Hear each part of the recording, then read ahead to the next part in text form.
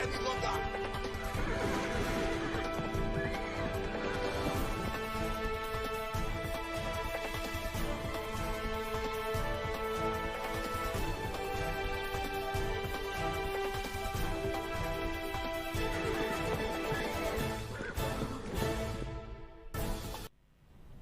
Well, Osun decides 2026 on Saturday, August 15th, 2026.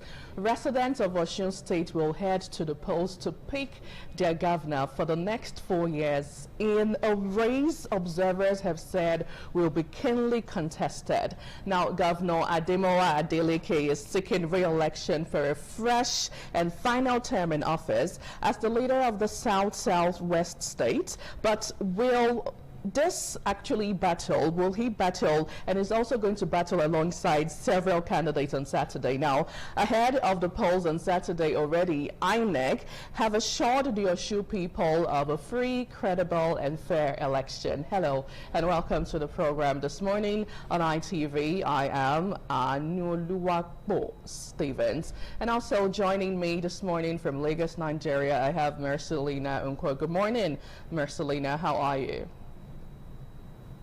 I'm very well, thank you. Beautiful morning to you, and good to see you this morning. You look good. Thank you so much. You look great as always. Now, away from Osun State, let's talk about another interesting conversation that actually caught my attention during the course of yesterday. Obasanjo, the former president of Nigeria, Jonathan, former president of Nigeria, raises alarm over Nigeria's democracy. Now, here is the gist. So, former President Olusegun Obasanjo and the presidential candidate of the Nigeria Democratic Congress for the 2027 election, Peter Obi, on Tuesday, criticized Nigeria's democratic system and institutions. Now, with Obasanjo calling for an African model of democracy and Obi alleging widespread institutional decay. They spoke at the 2026 Goodluck Jonathan Foundation Democracy Dialogue in Bauchi, the Bauchi state capital. Now, Jonathan, who chairs the foundation, said African countries should reconsider the excessive concentration of powers in the presidency and explore models that promote power sharing, accountability, and political stability. He questioned whether the president should continue to wield humongous power over virtually all major decisions in the country. Now, he says, and I quote, that if you look at the structure of government alone, do we really continue with one man having maximum power to cut the yam anyhow he likes, or do we dilute the powers and adopt a model similar to the Swiss model? He asked. Now, Mercy, this question actually has been on for a couple of days since this was raised by the former presidents, the two former presidents, and also Peter Obi involved in this. So I'd really love to get your take on this. And really, what do you think are specific factors responsible for concerns about the state of democracy in Nigeria? The question we need to ask ourselves is, do we really practice democracy in Nigeria? Because it's obvious that we are claiming that we are practicing democracy in the country, but do we practice democracy in the country? You see, somebody cannot even come out to speak freely because they're scared. If I should come out to speak, will they pick me? You know, will they arrest me? Ordinary Nigerians are scared to come out to air their mind. And we're supposed to be practicing democracy in the country. You know, I was having a conversation with somebody a few weeks ago, and the person was like, he would even love if we go back to military regime. But at the same time, I've heard stories about military regime that it is not as funny as we think. But if we're talking about democracy in the country, democracy for the people, by the people, and of the people, but do we really practice democracy in the country? That is one question we need to ask ourselves, and we kept asking. Maybe until the government allow people to, you know, speak freely. If anything is bothering you, you should be able to talk. You should have the freedom, you have the right to speak up. But at this point, people are even scared because, I do not think, if you ask me my own opinion, that we practice democracy in the country, even though it's a democratic country, but we really practice democracy in Nigeria. question. That honestly is a question right there. Anyway, also to note that during the course of the show, we'd have Abuja Studio join in on the conversation. Now, away from that, let's move over to another major conversation as former President Goodluck Jonathan raised something during the course of this particular event they had regarding the same issue as how democracy has actually played so far in the country.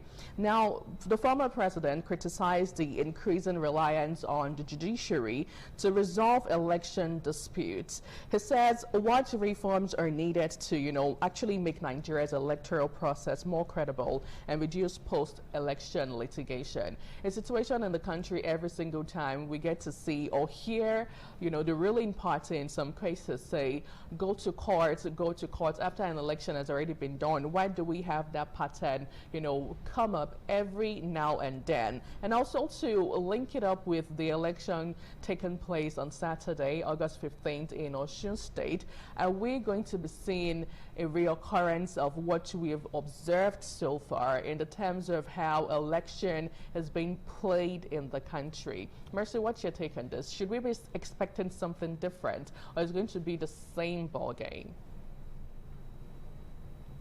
At this point, everybody, our fingers our fingers are crossed to the Osun State election, governorship election, because this will actually show how the 2027 election will be, 2027 presidential election would be, the strength of INEC. Will the election be free, credible? I mean, we just want a free, fair, and credible election. So basically from Lagos, we're also going to be talking about the Osun State election. We've been seeing, campaign here and there, violence and all of that. Even what the senator representing Osun State came out to say, it has been trending on social media. We spoke about it yesterday on TMI Socials, and trust me, it's still trending.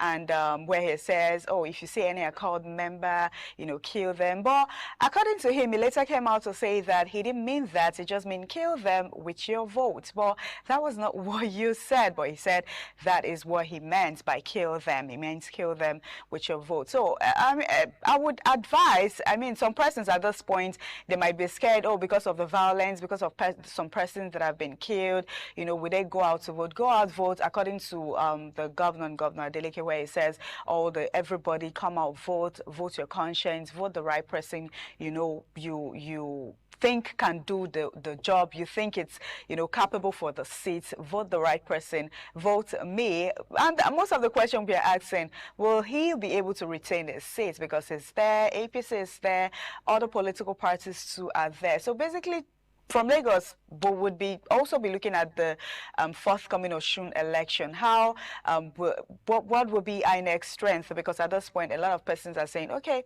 let's see how this election comes up. That will give us a brief of how 2027 presidential election will be. Now, speaking about INEC, another major question a lot of persons will be asking is how can Nigeria strengthen institutions, such as the electoral umpire, INEC, the judiciary, and political parties so that they can operate independently and protect democratic values? Because over time, it seems to a lot of Nigerians, there's this, in one way or the other, we're not getting to see some of these political parties or agents or electoral umpires operate independently, how they should operate without having any other, source that takes in on the line and not coming out straight to practically say, but we get to see that happen in a situation where the president of the day gets to pick who be the INEC's chairman.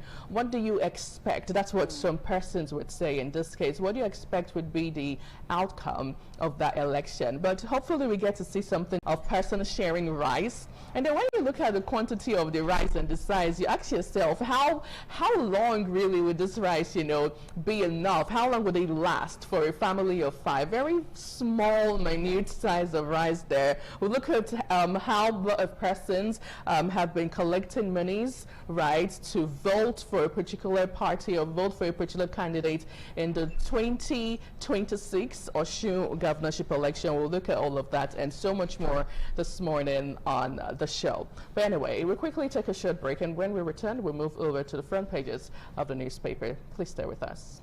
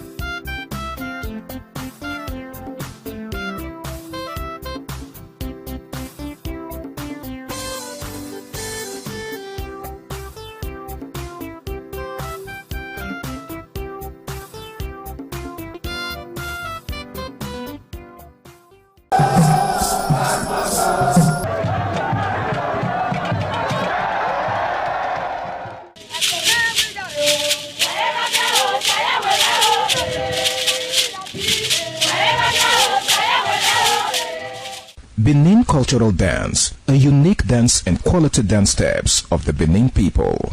This dance is a vibrant mix of traditions, arts and beliefs, deeply rooted in the country's diverse ethnic groups and their rich history. The dance has artistic expressions depicting the people's history. Benin people have been famous for bronze and brass work, some of which is said to date back from the 13th century, especially ivory and wood carving.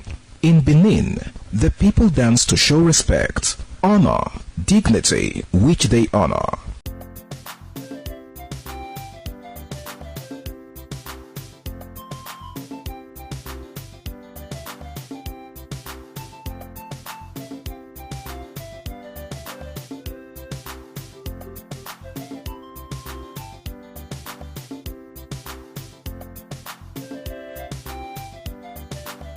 Welcome back. Thank you so much for staying with us. If you're just joining, you're on to This Morning on ITV. Now we'll take a closer look. A couple of national dailies this morning. Right here in the studio we have the Daily Independent newspaper, the Guardian newspaper, and the host of others.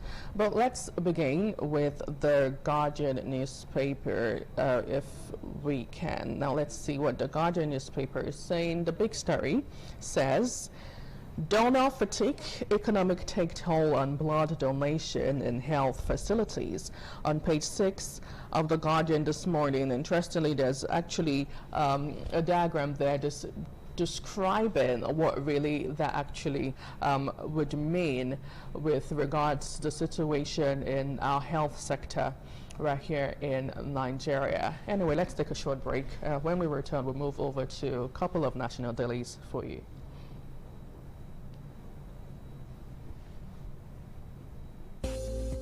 They dance to show royalty, as natives are seen in their numbers around their body depicting the symbol of kingship. The threat of global warming is real.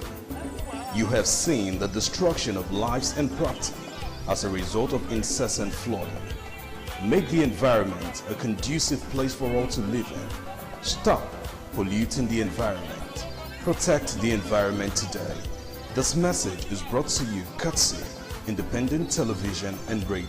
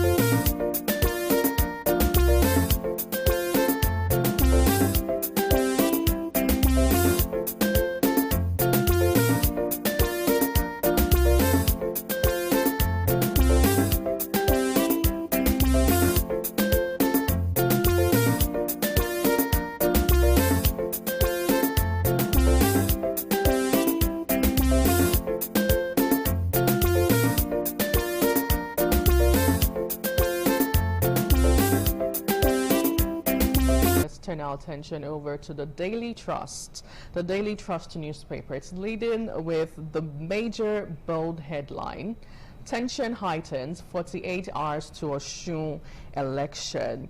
Now you wonder why the tension is actually heated up just 48 hours to the big day right there in Osun Osogbo. It says tension has continued to rise across Osun states less than 48 hours to Saturday's governorship election, as the campaign councils of major candidates yesterday trade fresh allegations of violence, intimidation, vote buying, and attempt to undermine the credibility of the poll. Now, the Independent National Electoral Commission, INEC, said 15 political parties are participating in the election, with the incumbent Ademola Adeleke contesting on the platform of the Accord Party, while the All Progressive Congress, APC, is fielding Bola Oyebamiji. Now, other candidates include Olariwaju of the AA, Salam, and actually a host of others. And a lot of Nigerians are looking forward to the outcome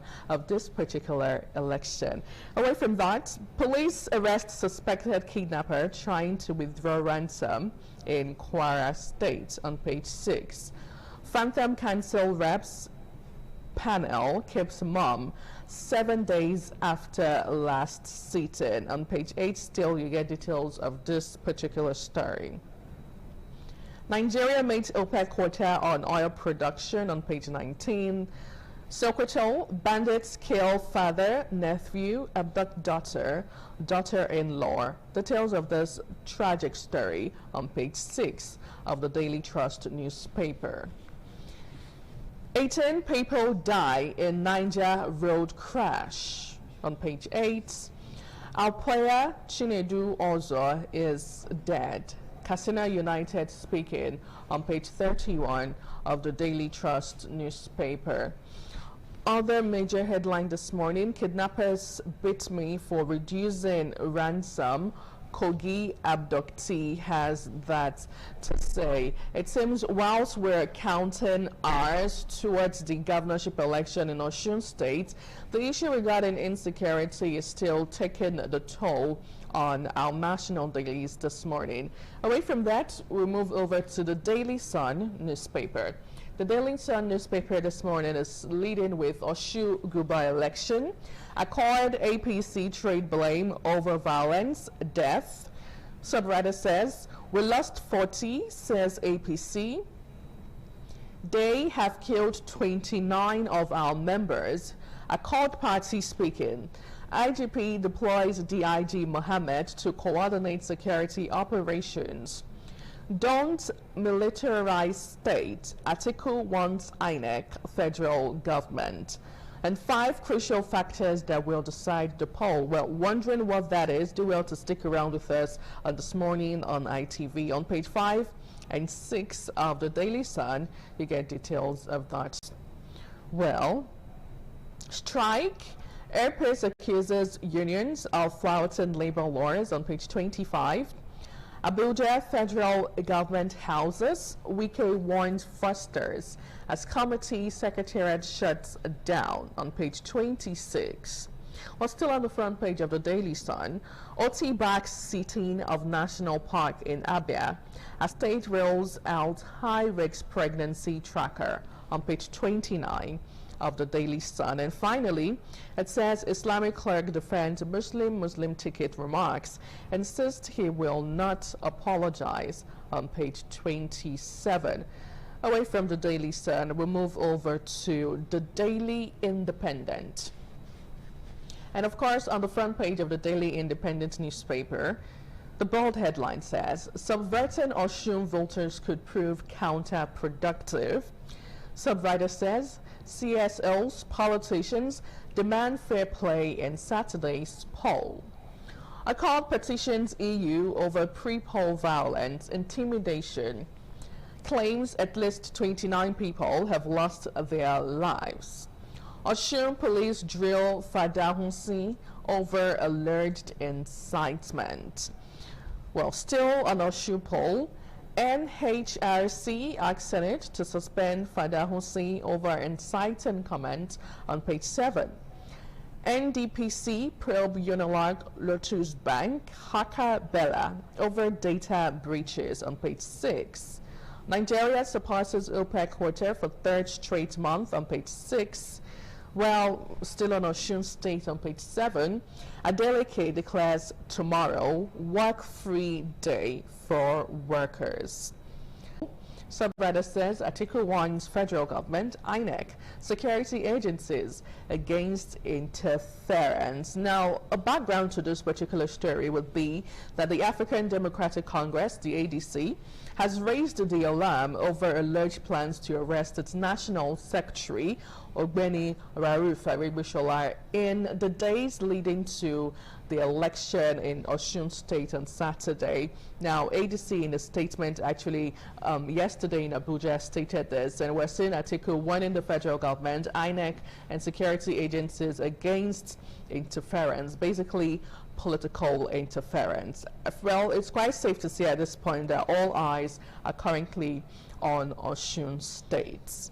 Well, still on the front page of the Daily Independent, revenue squeeze threatens Nigeria's fiscal stability, on business news right there, the Daily Independent. Now, away from the Daily Independent newspaper, let's turn our attention now over to the Punch newspaper.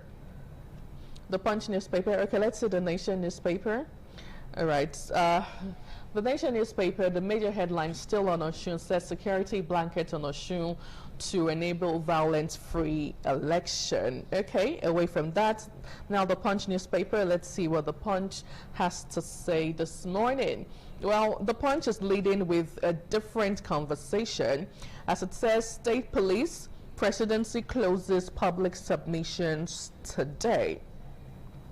Right, so that says Tinubu gets final draft September 3rd after presidential working group appraisal. National Assembly to receive state police bill after president review.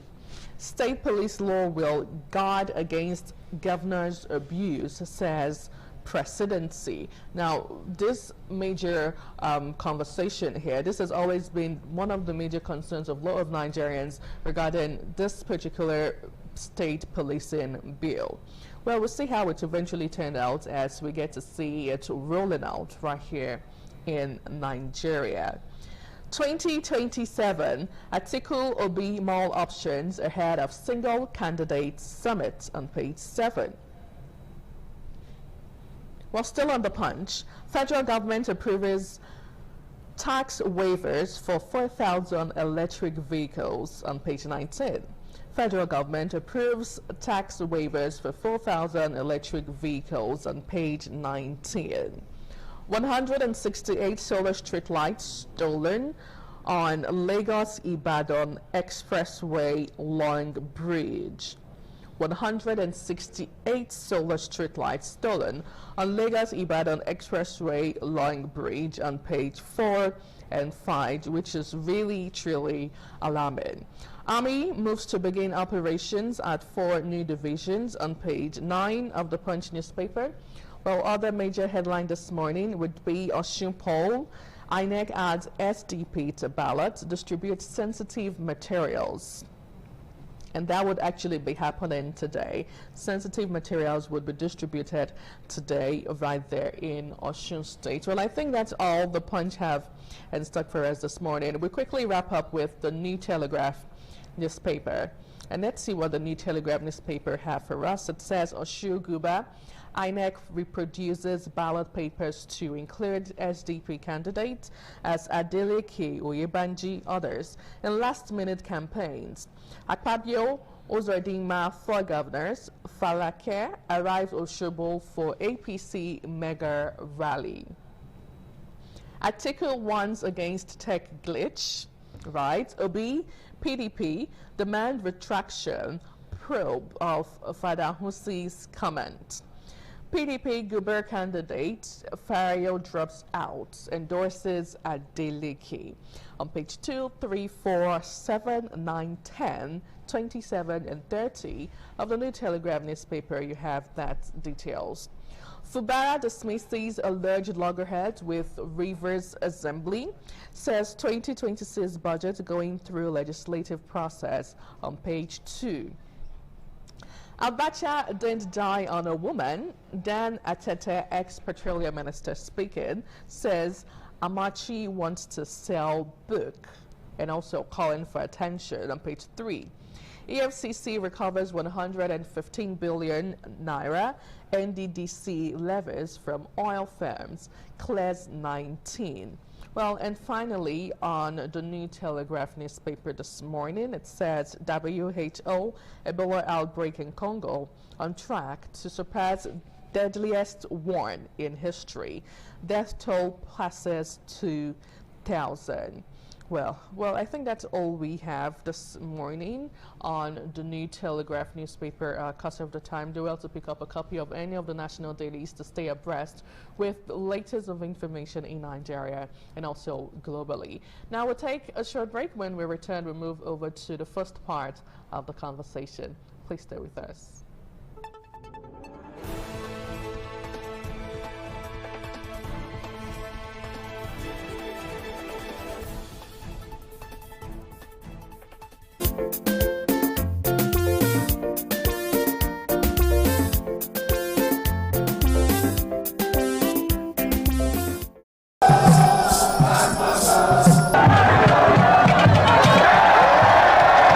Some days, there comes the Ugemobo Festival, which the Oba celebrates outside the palace gate.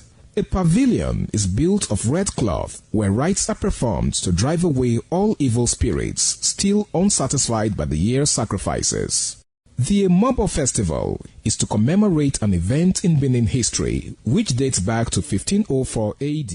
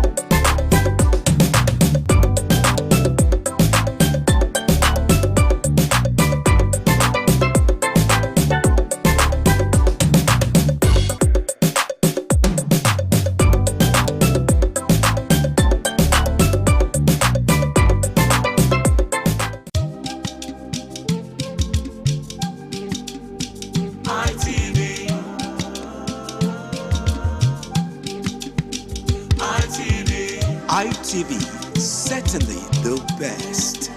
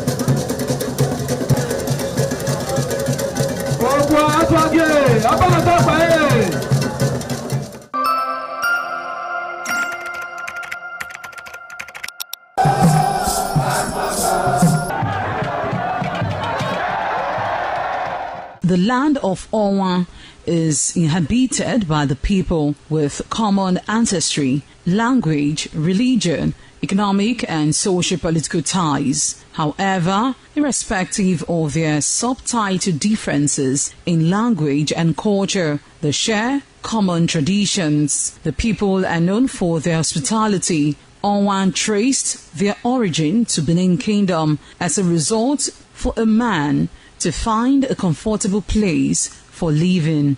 The name Onwa was derived from the largest and longest river in the area, which is known as Onwian or Onwa. It means one who makes merry in affluence.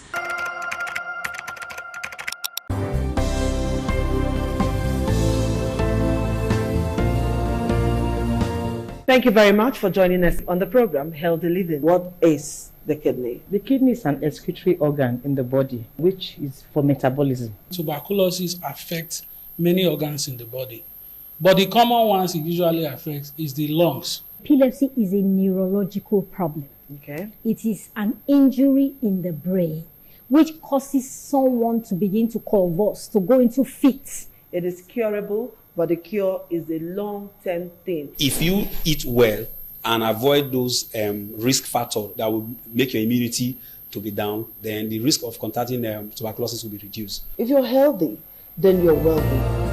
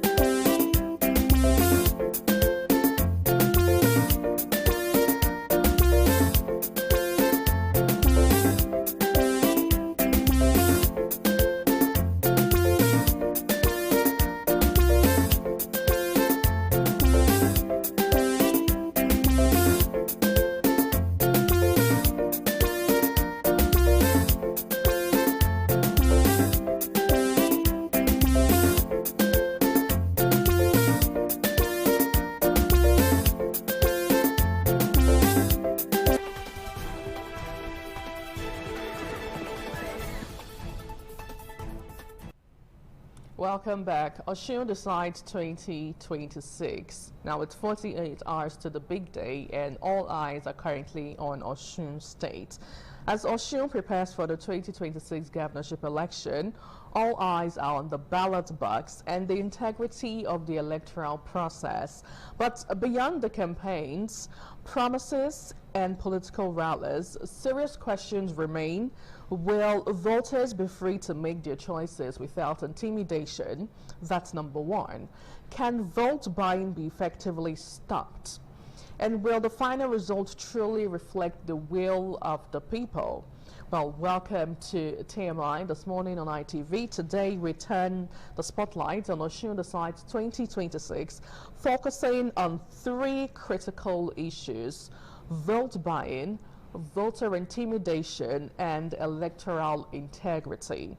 What is driving the buying and selling of votes, one would ask? How safe are voters going to be at the polling units? That's also another major concern.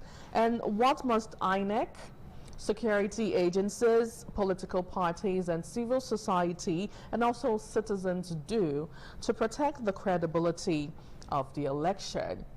On Saturday, August 15, 2026, residents of Osun State will head to the polls to pick the governor for the next 4 years, in a race observers have said will be keenly contested.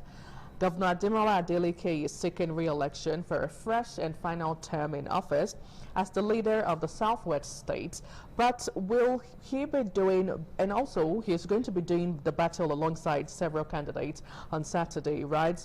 Already INEC has promised a free, fair and credible election. Now the question is, would that be the case, is the big question. Well, I have my guests to do justice to this conversation.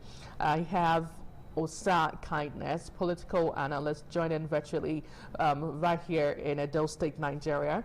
And also joining also would be Ichioya Iruebe, a public affairs analyst. But let me quickly start with you, Mr. Osa Kindness. Good morning and welcome to the program.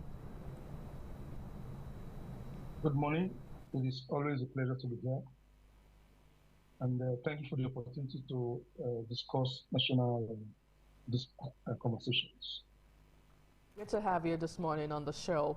Now, the first question would be, what really do you make out of everything that's played out so far, the pre-election period, as we move over to Saturday's election in Osun State? What have you observed?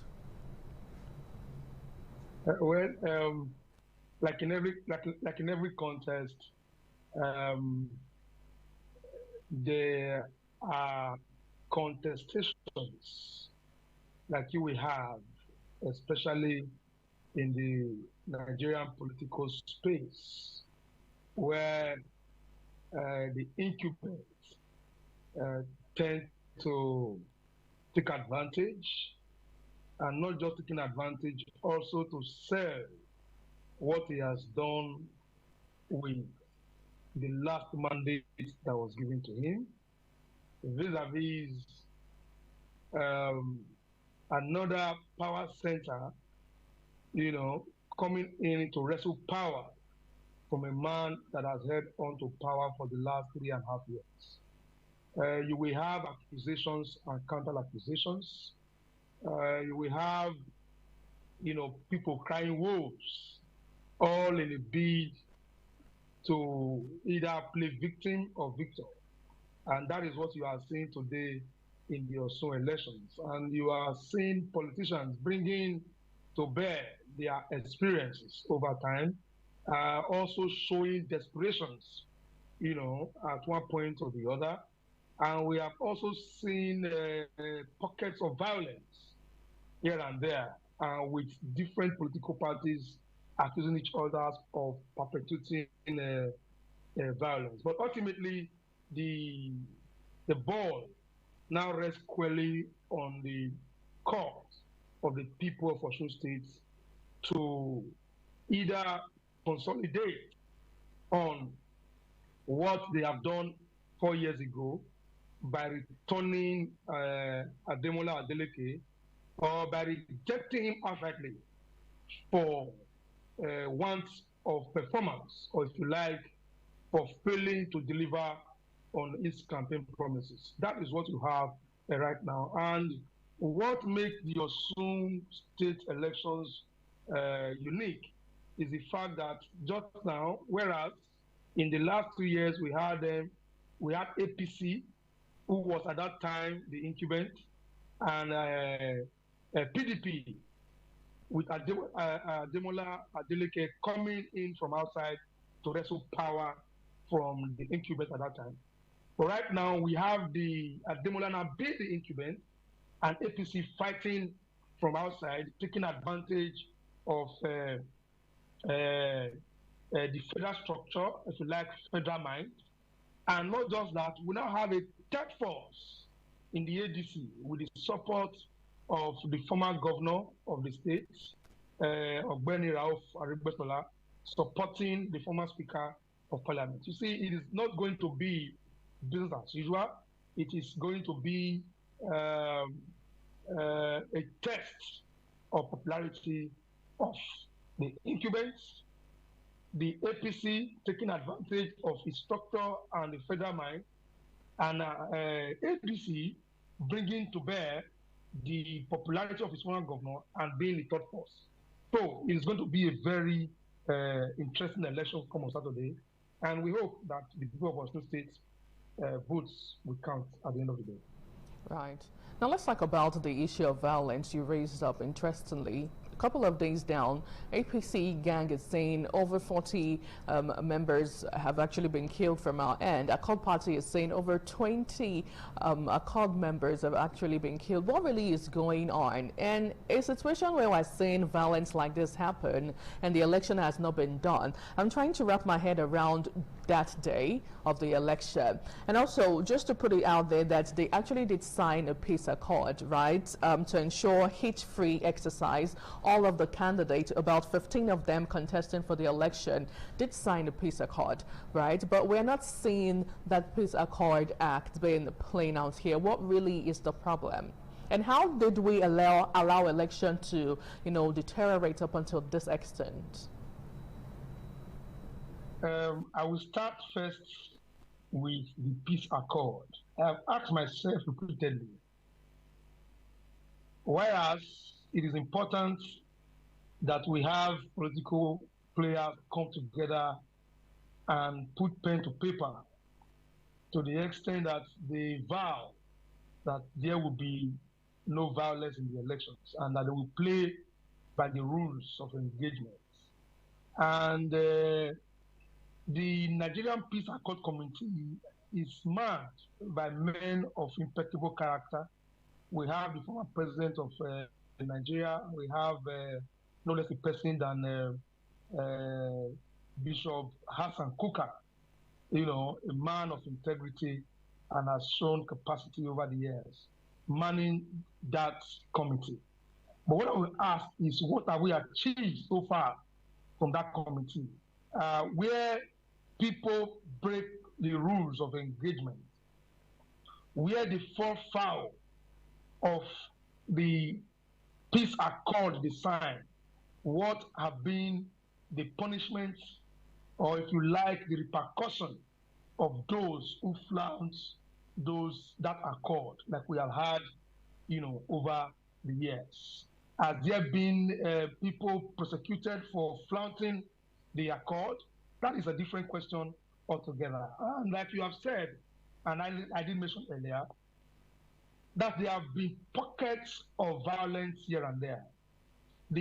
I heard or saw yesterday the Accord Party coming to say that 29 members have been killed. APC earlier said 40 members have been killed. The question you ask, and that should be in the minds of all reasonable Nigerians, is who is killing who?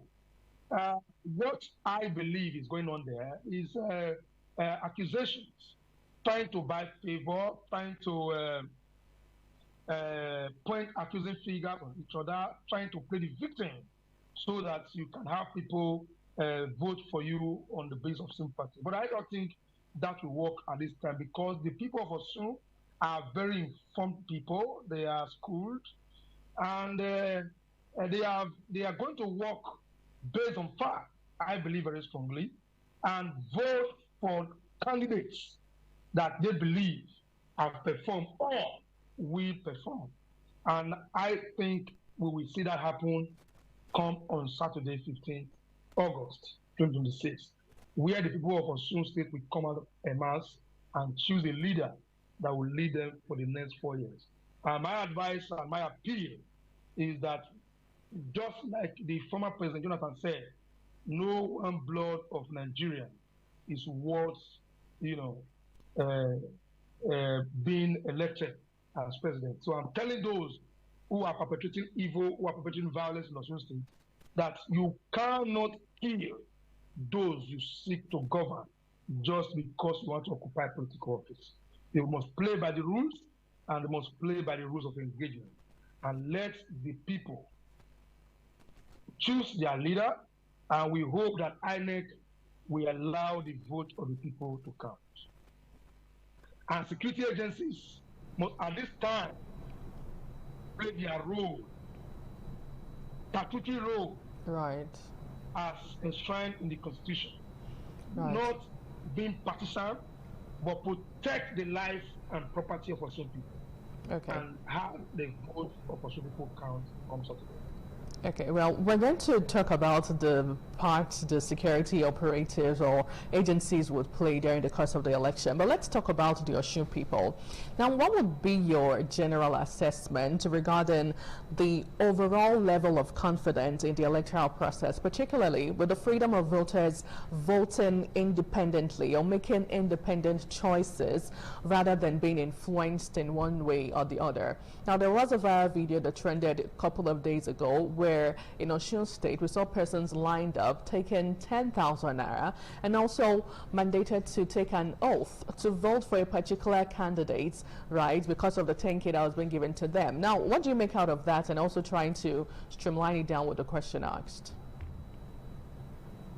Well, vote buying, admittedly, sadly so, has become a menace to our electoral process. This is not peculiar to the Osun people. It has become a menace to the Nigerian political space, particularly our electoral system. And that is very unfortunate indeed. But given that these people do not come to them until after 4 years, I've also had a situation where Nigerians deliberately take these monies from them and at the end of the day go to the polling units to vote for the candidate of their choice. I am not just a political analyst, I am an active political player, so I can say this to you categorically with empirical evidence that vote buying today do not ultimately affect the outcome of elections. Why it is bad to engage in it? Nigerians are wiser and smarter now to take monies from politicians who usually come to them 4 years after. They take the monies and they go to the field on election day to vote for the candidates of their choice. I have seen that, I have heard it, I have experienced it. So why we will not encourage it, why security agents must fight this menace head on, I do not think. Why we fight it, strongly, but I do not think it will have, a very strong effect on what happens on Saturday. There are some people who are smart. There are some people who are wise. They are asking the question, why are you bringing us the money now? They know that those who are giving them money are taking advantage of the sufferings in the land, which they hitherto caused. And they will take this money from them. And we encourage them to pick up this money. And on election day, they should not allow this money to buy their conscience. They should not allow this money to sway their choices. They must take this money if they bring it. But they must go to the field and vote for their choices. Because if they do this, by picking up the money and voting their choices, it is another way of sending strong message to the politicians who are perpetrating this evil. And they will now be forced to provide adequate facilities, to provide dividends of democracy, knowing that the people will now judge them by performance and not by the peanuts they bring to them on election day or days before elections. Well, you say collect the money and vote for your conscience. Don't you think that's quite contradictory? Of course, we know that vote buying of, collecting of monies and gifts, it's really not good, right? It's a bad thing, and we should even condemn it. I know we have laws against that in Nigeria, but is it even effective is the question, right? Another major question I would also love you to respond to is, why do we have voters collecting all of these gifts, all of these monies every single time during the election cycle? Is it a case of poverty or it's an institutional problem? It is all problem put together, but it's largely driven by poverty. It is largely driven by ignorance. It is largely driven by lack of information on the part of those who collect these monies. Today, Nigeria, what can 10,000 naira do for anybody, even the poorest of the poor? How many cups of rice can that provide? How many liters of oil can that provide? Right. Well, I would really love to hold your thoughts there just a little bit, Honorable Osakines. We really need to take a short break now. When we move on, and when we come back, we move over to the concluding part of the show.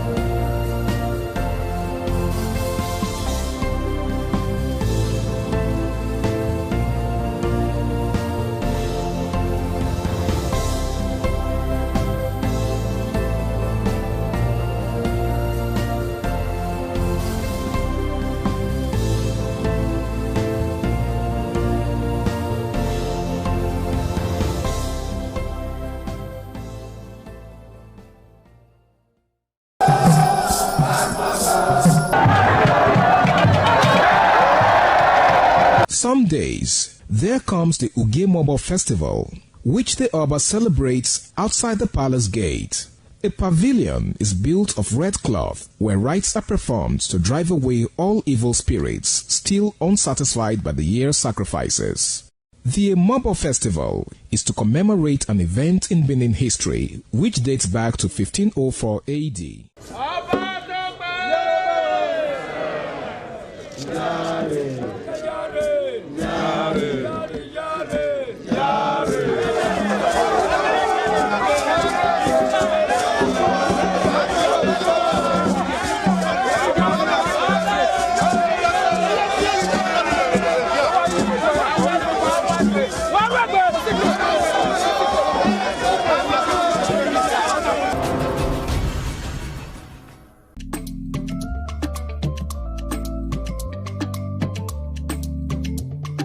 The man went out to bring in thugs to come and beat her. Yeah. In a situation like that, do you think women would have seen that and still want to speak? Really, we're talking about. That's what I said. So when they bullied her, if she's not bold enough, she will shut up. What is your advice for girls out there that are so desperate to be married? We women, we have to be really intentional about our parenting. If you know a child is being abused, or you see signs, a bruise or a child, it has to be investigated. People barely even breathe when they are going for a shrebi and something. Party. You have to be they smart. Can't sit if down. You see when they are dressing them or dragging on both sides, you cannot breathe. And these women will stay in those events for hours just to keep up with that beauty trend. Is that healthy? That's not healthy. I am Patricia Uremu Gabriels, and we're reaching you live from our Lagos Network studio. Of course, Women in Conversation is a program designed for women to discuss about themselves.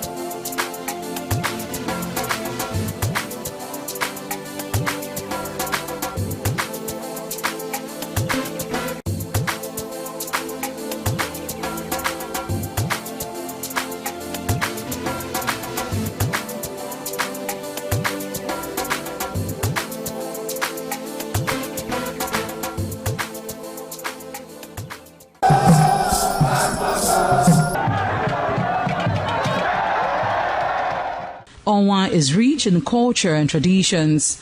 The people are a mixture of traditional worshippers, Muslims and Christians. Onwa is located at the northern part of Edo State. It consists of 2 local government areas, that is Onwa West and Onwa East. It has a total number of 13 clans and 21 political wards, according to National Population Commission 2006 census. The population of Onwa people is put together at 251,686. The people love tradition and culture. Historically, the people ancestors in deep quest to hand down on their future children a society of love and friendship.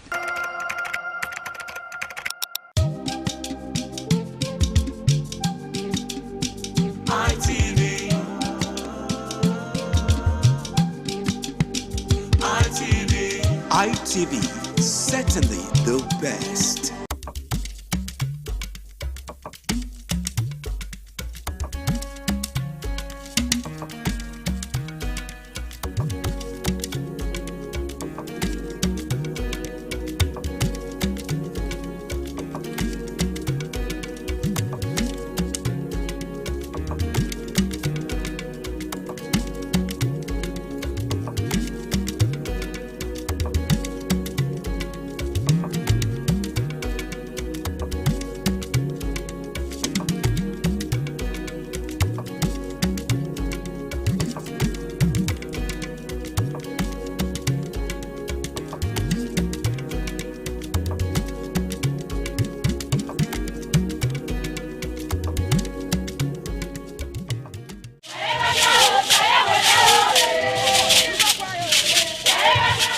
In a rare display of botanical brilliance, the palm tree defied natural norms, sprouting multiple branches that bear fruits. This rare occurrence has become a wonder to many, as experts are calling it a one-in-a-million phenomenon.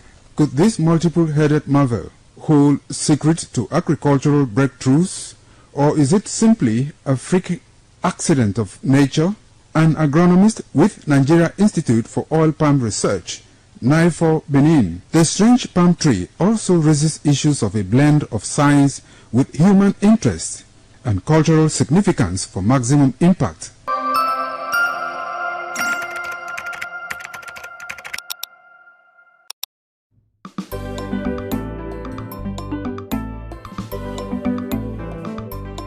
Thank you very much for joining us on the program Healthy Living. What is the kidney? The kidney is an excretory organ in the body which is for metabolism. Tuberculosis affects many organs in the body, but the common ones it usually affects is the lungs. Epilepsy is a neurological problem. Okay. It is an injury in the brain which causes someone to begin to convulse, to go into fits. It is curable, but the cure is a long-term thing. If you eat well and avoid those risk factors that will make your immunity to be down, then the risk of contracting tuberculosis will be reduced. If you're healthy, then you're wealthy.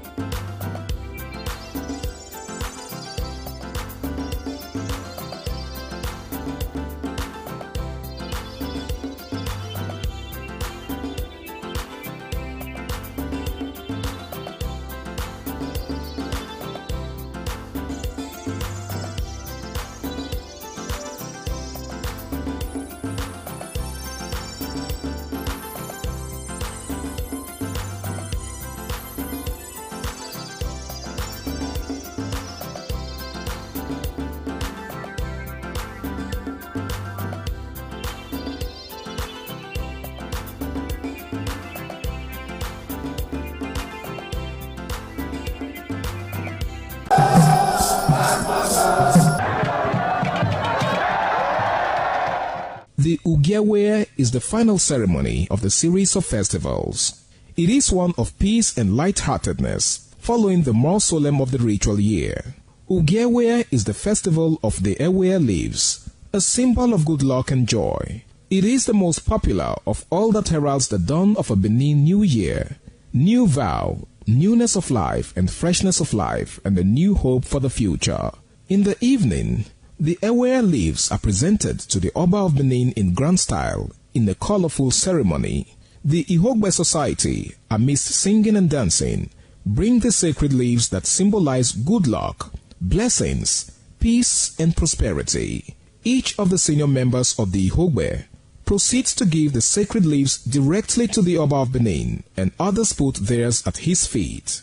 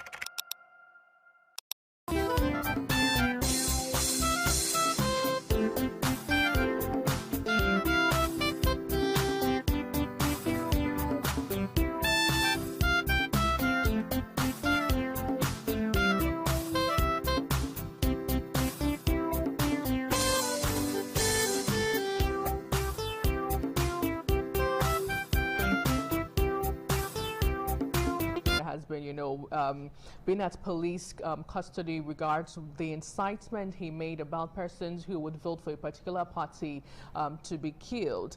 Now, there has been concerns about political intimidation and electoral violence ahead of a Osun poll. So how serious is this threat to voters, particularly in areas considered to be politically sensitive? And the second question would be, do you think it's going to discourage voters to come out on that day to vote for their choice? Indeed,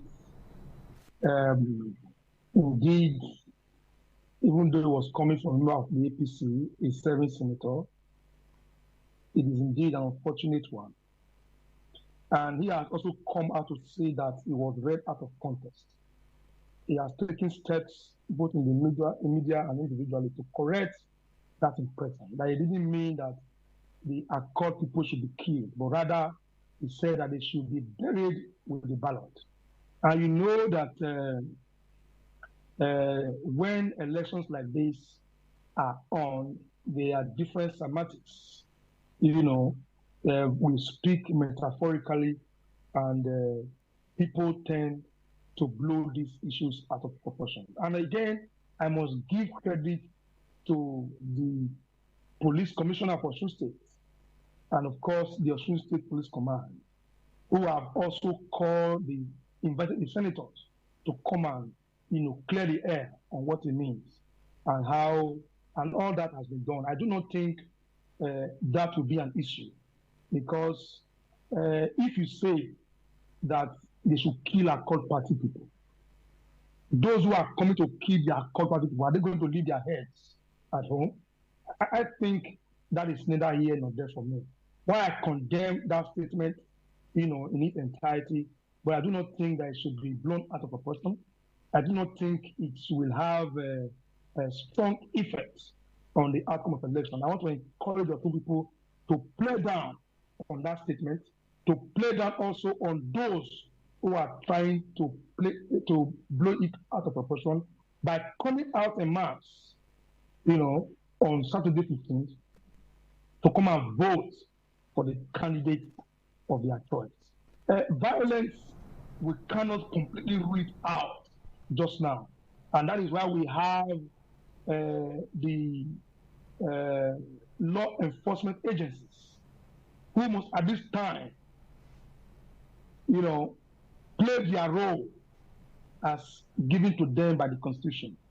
Arrest all offenders irrespective of their political affiliation, so that people can have confidence to come out and exercise their franchise on the 15th of August by choosing the right person to lead them for the next 4 years. Right. Now, let me move back to my other guest, Mr. Irobe, if we've gotten a great connection on you now. I'd love you to take us through your thoughts with regards to the violence threats we've heard over time, and whether or not we're going to see voter apathy play out on Saturday in Osun State.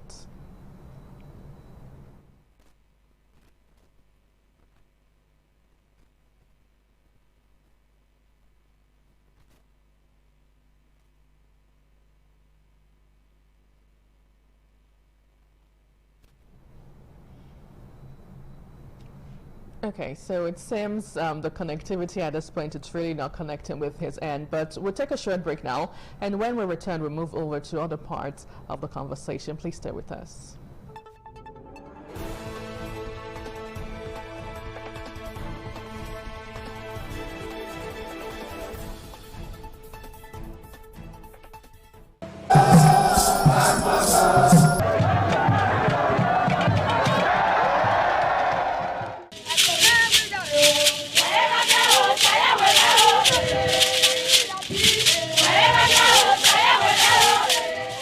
Benin Cultural Dance, a unique dance and quality dance steps of the Benin people. This dance is a vibrant mix of traditions, arts and beliefs, deeply rooted in the country's diverse ethnic groups and their rich history. The dance has artistic expressions depicting the people's history. Benin people have been famous for bronze and brass work, some of which is said to date back from the 13th century, especially ivory and wood carving. In Benin, the people dance to show respect, honor, dignity, which they honor.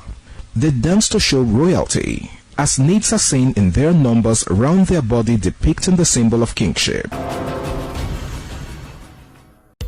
The threat of global warming is real.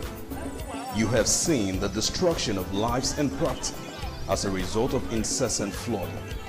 Make the environment a conducive place for all to live in. Stop polluting the environment. Protect the environment today. This message is brought to you courtesy Independent Television and Radio.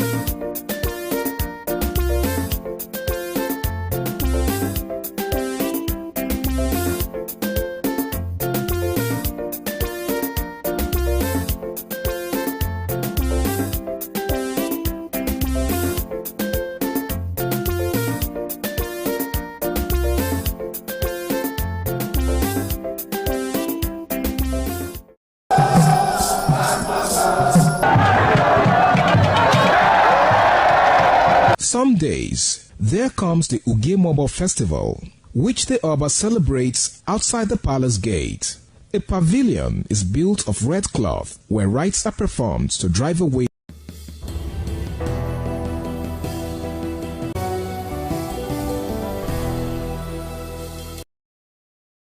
So much for staying with us.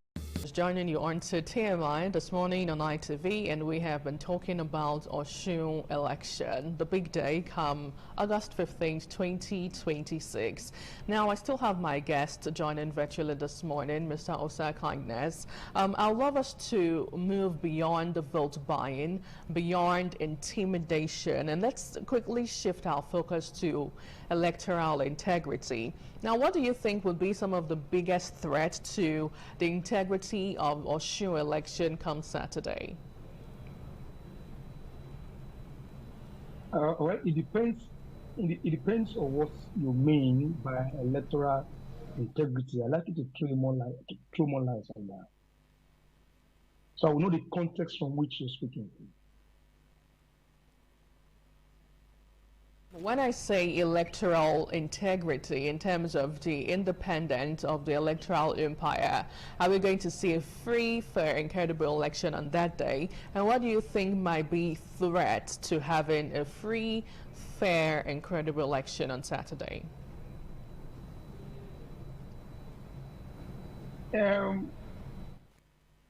Like you have currently, we have a contestations in Osun State. We have 3 major political parties and, of course, other minor political parties who believe that they are the most qualified, who has campaigned throughout the 30 local governments, and wards of Osun State, who have sold their programs and policies to the people. We have an incumbent who is campaigning with what he has done in the last 4 years. We have an APC coming to the elections with organized structure who believe that he has the support of the people and the party, whether at the state or at the center. Then we have the third force who believe that, the 2 other political parties won't be able to perform, but rather they are the most qualified. And we have Najim there, who was the former Speaker of Parliament in the state. So he's popular and has experience. But ultimately, we have the INEC, who is saddled with the responsibility of managing both the contestants and the people. So the integrity of this election will depend on what INEC decides to do. Will depend on how quick the material gets to voters. Will depend on how neutral the law enforcement agents, will play their role during the elections and after the elections, even during the collations, up to the point of declaration. So the integrity at this time depends on what the INEC decide to do. Are they going to be indeed unbiased umpire? Are the security agency going to be unbiased in the discharge of their duties? That depends on them now. The candidates have campaigned. The people have made will make their choices, and of course, decisions have been reached. They are just mainly waiting for the ballots to come so that they can cast their votes. So INEC must be responsible by ensuring that this material for election gets to them on time. Logistics must be put in place. Security agents must be on ground to see that both human beings and materials are protected, that people are able to make their choices without intimidations. So that is where we are. The integrity of this election now depends on what INEC decides to do and on what the law enforcement agents decide to do. Okay, now let me move back to my other guest, if we have him on board, Mr. Irobe.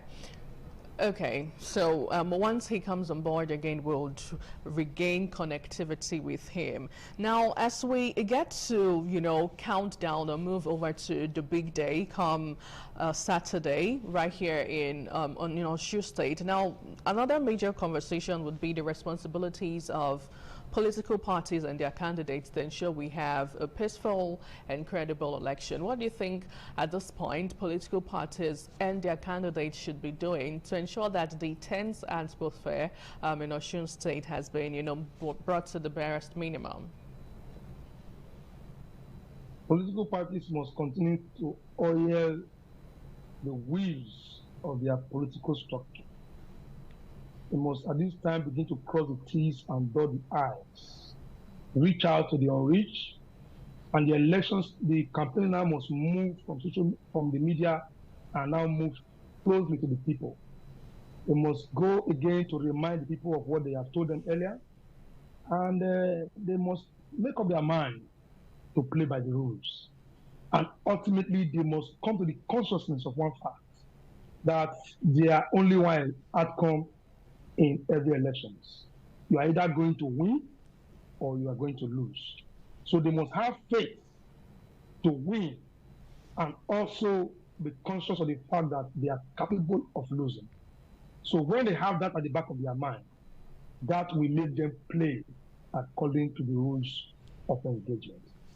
But you see, it is only in Nigeria that we believe that ruling party must come into the elections with their hands folded, with not being able to do what they are supposed to do, because if they do, they think that, oh, it is because they are ruling party, they are coming in, in the Nigerian context, to say federal man. It is like having a man. It's like having a man clear up a field and plant, on the field, and have insect introduced. You think the man should not even bring in insecticide to, get rid of those insecticide just because you think that every insect deserves the right to live. But you are a candidate of a ruling party does not mean that you must not campaign, vigorously, and, the elections with all your minds and capacity. It is a contest. You must fight with the apparatus in your disposal. So long you are using this apparatus according to the rules of engagement. So nobody must intimidate the APC in the state by continually saying that they are the ruling party by trying to whip the sentiment that they are using federal man. The people must vote for their choices. If the people have adopted the APC, the authority for the of Adeleke in the last 4 years, the people's vote must count. They must be allowed to cast this vote and choose a candidate of their choice. If the people have also said that Adeleke has performed in the last 4 years, they wish to consolidate on its mandate, so be it. But nobody must be intimidated. Whether you are of the ruling party or you are the incumbent or even the sectors, the vote of the people must be allowed to count. And candidates, irrespective of which political party they belong to, must be allowed to exercise their right to campaign using all the instruments of politicking in their disposal, and ultimately, have victory that comes not just by intimidation, but by the will of the people. Well, as we get to coast home the conversation, the issue of security deployment is another major conversation we should have. As we get to hear that police authorities will deploy about 15,000 operatives to be on duty during the polls on Saturday. Now, INEC is also collaborating with security agencies to curb vote buying. The Electoral Empire is adopting a proactive approach through the Interagency Consultative Committee on Election Security, with intelligence-led deployment plan for identified flashpoints across the state. Now, 15,000 operatives, don't you think it's really too much of a number of security personnel to be on ground on that day?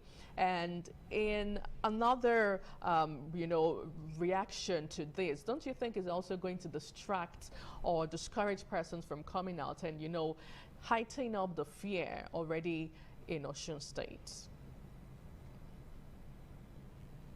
Don't forget that it is only the police that is deploying 15,000.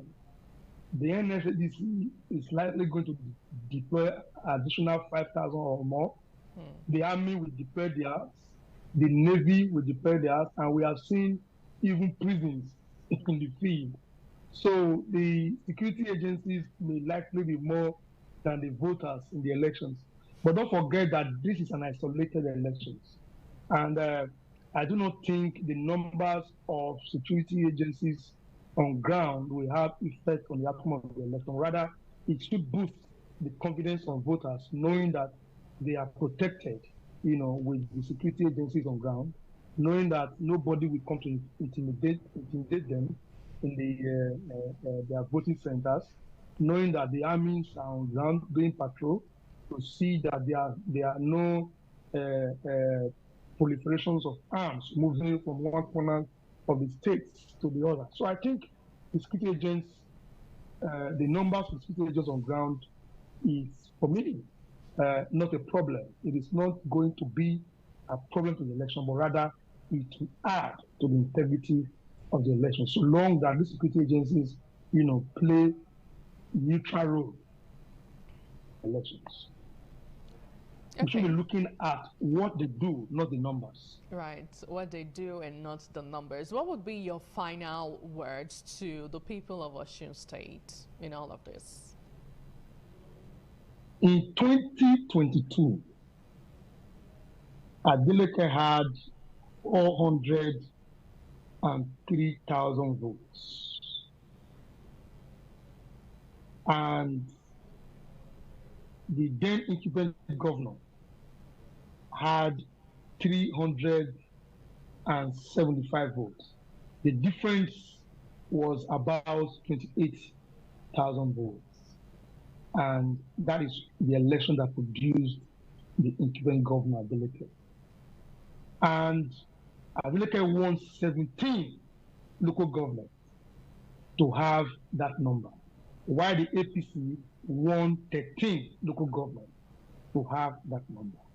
And don't forget, Adeleke was of the PDP, having a section of the APC controlled by the former governor Aregbesola supporting him. Don't forget also that the APC at that time was in the center. But just now, we have a third force in the ADC. The Aregbesola is now going to pull out his support from, most likely, support from Adeleke, and the APC structure is still on ground there, even though there are a few agreed persons.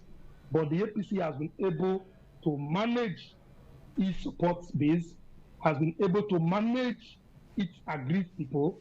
And we also saw recently that a section of the PDP that is loyal to Nyesom Wike in the state, throwing their weight behind the APC candidate.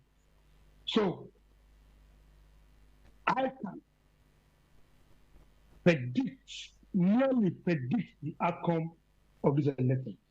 There will be surprises. My final word to the people of Osun State is that they must not be intimidated. They must go out come Saturday to go and choose the right person for the job. And for me, being a party man, I'm calling them to vote for APC. The Oyebamiji of APC is a man that has shown character, is a man that has shown capacity, is a man with experience. And of course, he will be able to deploy the resources that Mr. President is pushing into the state. Point. Thank you so much. Right. Mr. Osai Kindness, thank you so much. Really misquote you there. Thank you so much for an intriguing time on the show today. I have been speaking to Osai Kindness, a political analyst and more on the show. Thank you so much indeed for your time. Osun decides 2026.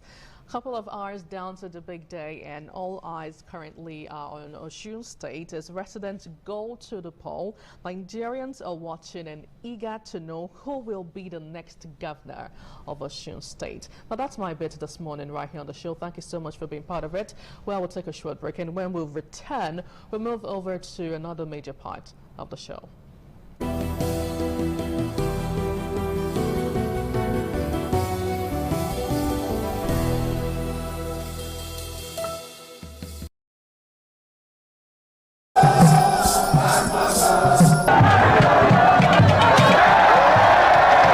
Some days, there comes the Ugemobo Festival, which the Oba celebrates outside the palace gate.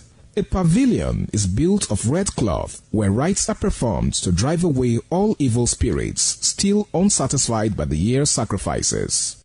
The Ugemobo Festival is to commemorate an event in Benin history which dates back to 1504 AD.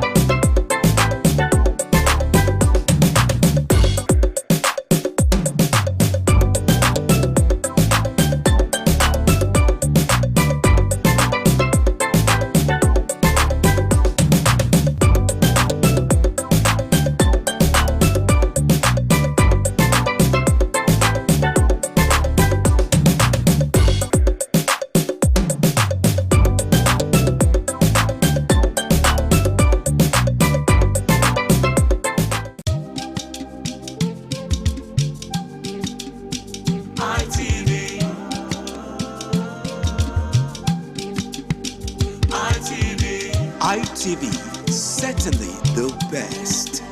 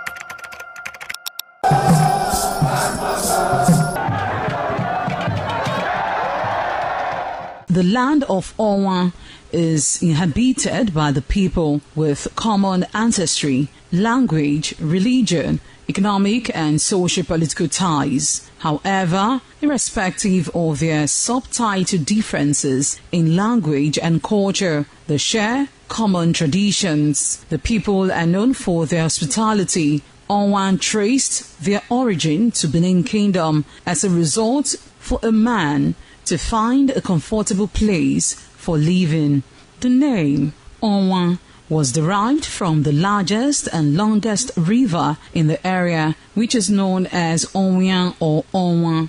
It means one who makes merry in affluence.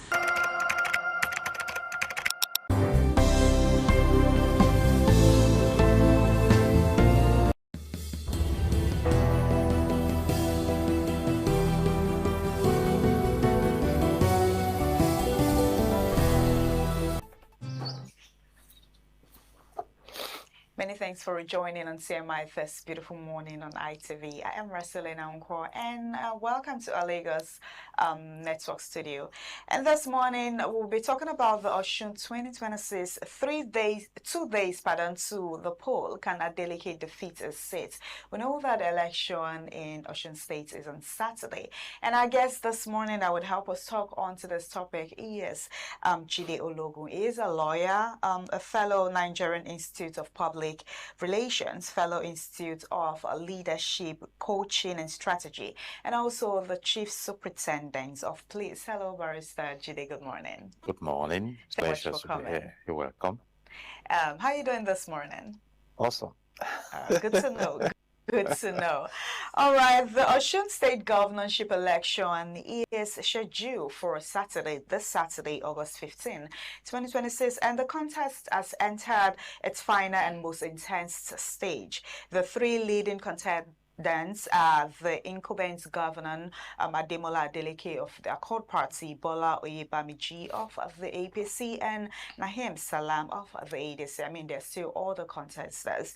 Adeleke is seeking for another term, is defending his record in the office and asking Osun voters to give him another mandate. You know, as a recent town hall debate, he highlighted his administration achievements, while his major challenges question his performance and offered alternative plans for the state. While for the APC, who wants to reclaim Osun, the APC said the election is an opportunity for them to regain control of the state it's lost to Adeleke in 2022. The party's candidate, Bola Oyebamiji, has been presenting himself as the alternative to incumbents and has challenged Adeleke's record. While for the ADC, you know, they want to prove its political strength. Nahim Salam is representing the ADC, and his performance will be closely watched before the party's wider opposition strategy ahead of 2027. A strong showing could strengthen the arguments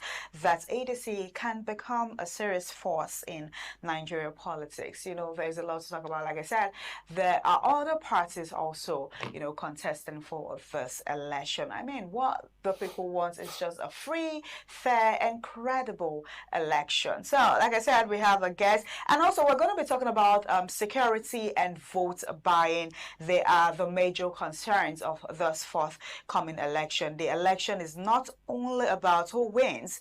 Credibility and security are also major issue, and also these are fresh concerns. Let me quickly move to our guest before we'll talk about the INEC and vote buying and all of that.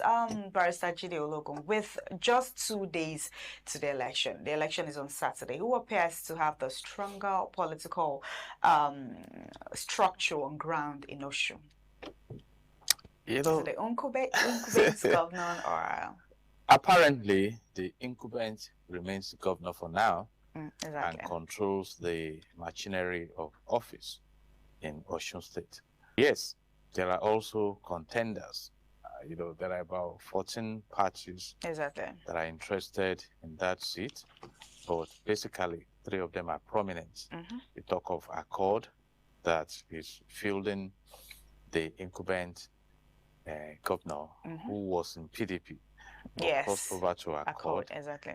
And you have the AMBO of APC. And APC is paraded to have the federal minds challenging that seat. And you have the ADC candidate also. Well. And ADC has gained prominence in emerging as an opposition party. So we are monitoring, but what is of concern to us, is the instigation of violence that is, forerunning the forthcoming election. For instance, as at a week ago, I read that about 18 persons have been killed across the parties, and the trending issue now is a senator, Father Onsi, yes, who declared on the campaign ground that between then and the day of the election, that any Accord person seen should be killed, even though he has been interrogated by the police, and he said what he meant was that they should kill Accord with votes. With votes, exactly. As a chief superintendent of police and an independent investigator, if I were to investigate him, there were some expressions, because I listened to that declaration in Yoruba language, that he initially made reference to people who have been killed before now, ordering that some should be killed. Yes, Yoruba language is versatile. We can interpret it in various forms. But basically, when you understand the concept of politics, it's a matter that should not be treated with levity. And again, that underscores the perception some have that maybe because it's a member of APC, we can escape the long arms of the law, in terms of rendering accountability for that threat and hate speech.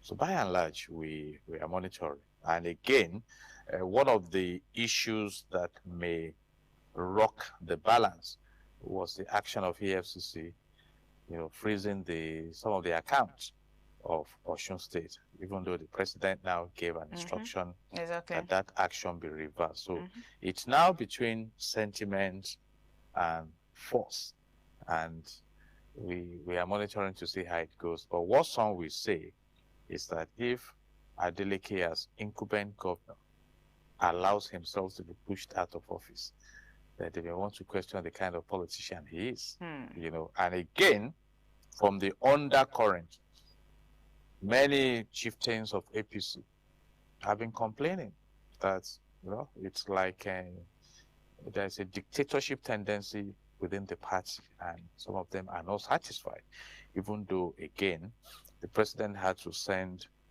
delegates to go and pacify them. So cannot really say how it will go right now, but all politicians will tell you they will win. So let's wait till Saturday or early Sunday. We hope that INEC should be prepared to, at least, since it's an off-cycle election, just one state, So let's have the result on that Saturday. Of course, we are going to talk more on INEC later. I mean, this is just going to be like, oh, how would it's going to, should I say, allow or see how 2027 election, presidential election is going to be. I mean, if INEC, we Nigerians, everyone have hopes on INEC right now. So when you were talking, you made mention that because he's an APC member, you know, talking about this father houses, because he's an APC member, does that give him the right, I mean, to come out to speak? Because I'm an APC member, anything can, you know, can be swept under the carpet? I mean, I'm just saying this because you made mention, oh, because he's an APC member. Yes, I made reference to it on the scale of perception in public relations.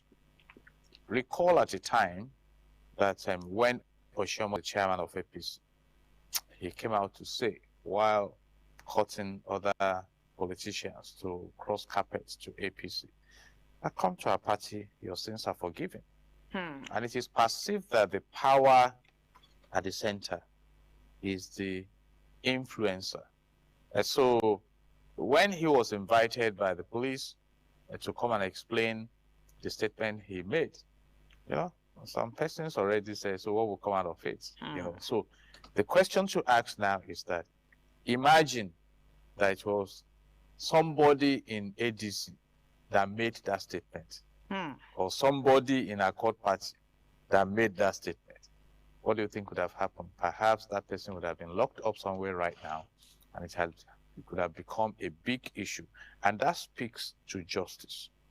You see, political influence should not be used to obstruct the cause of justice, because if you benefit from it today, you may not benefit from it tomorrow.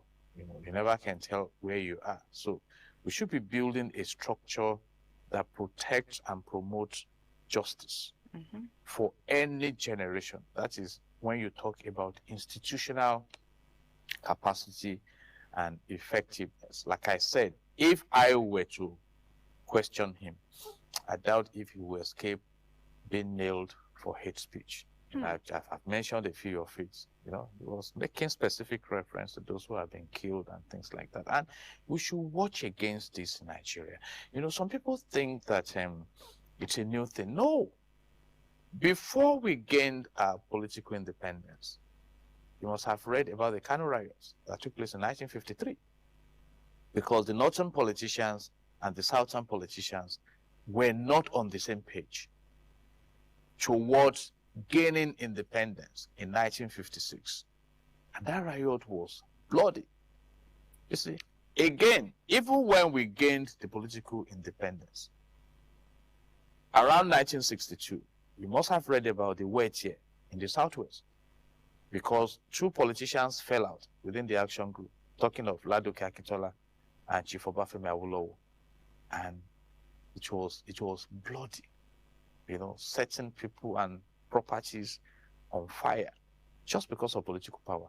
And that was what one of the excuses given to have the coup of 1966 that led us to the civil war that ended around 1970. And again in 1983, the Ondo State bloody political encounter when Chief Adekunle Ajasin, as the candidate of UPN, contested for governorship, returned to office, and Omobori Owo represented NPN, and Omobori Owo was announced as the winner of that election, and Akure was set on fire. You know, government buildings, chieftains of NPN who could be identified as top politicians, you know, as I can see, you know, the Agbaye ones, good businesses in Akure were set on fire. You know, and as at that point in time, I had a close monitoring link to that election. You know, my uncle was the admin secretary of FEDECO then. It was FEDECO then, not INEC. You know, and I recall I was at home when Omobori Owo came consulting that he should declare him, and my uncle said, no, let the people have their way. But somehow how he declared himself as queen. Nobody can tell till today, and everywhere went on fire. So we have precedents, which makes some of us to ask the question, what's the big deal in politics? And I've answered that question over and over, but I'll just paint an optic now. Imagine that I am invited to come and run for senatorial seats. And I look at it and I ask that, okay, how much will be the salary? Mm-hmm. And I discover that the salary is lower than what I make in my law practice and other professions I practice now. I will resist it. But imagine that I'm going to Senate and I'll be earning 21 million naira per month. My sister. You won't think twice. It's big business. So we have converted the governance that politics should produce to business. It has become a high-yield environment, influence and everything. And that is why I've discovered that even during the last series of primaries, some incumbent politicians in office who lost out went out to wrestle that candidacy back from those who won. And again, I have said it, the democratic dispensation we talk so much about is held by the legislative arm.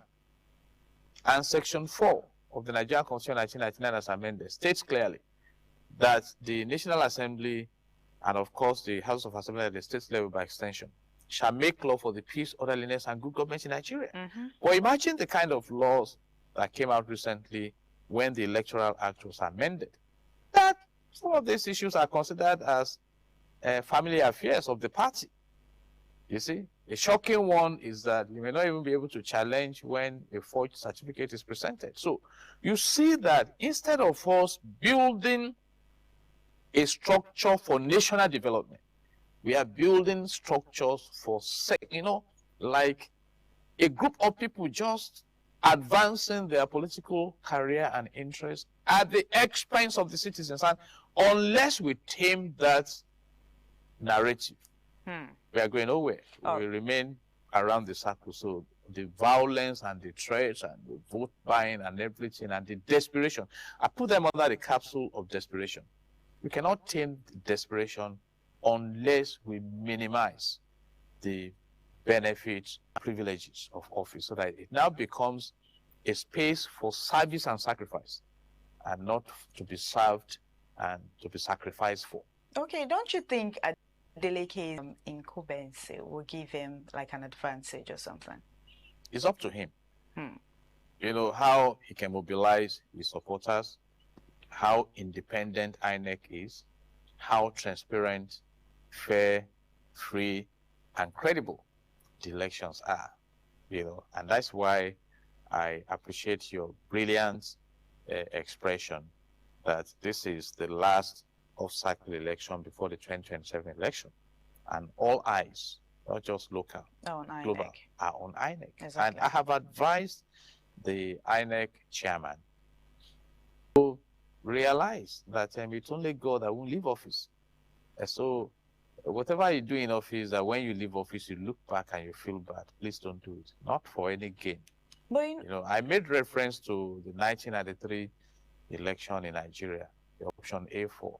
That election, the MKO Abiola election, that election was managed by Professor Humphrey Nwosu, and against all odds, even with the supervision of the military, the man was bent on doing what was right then until IBB and his people, annulled that election.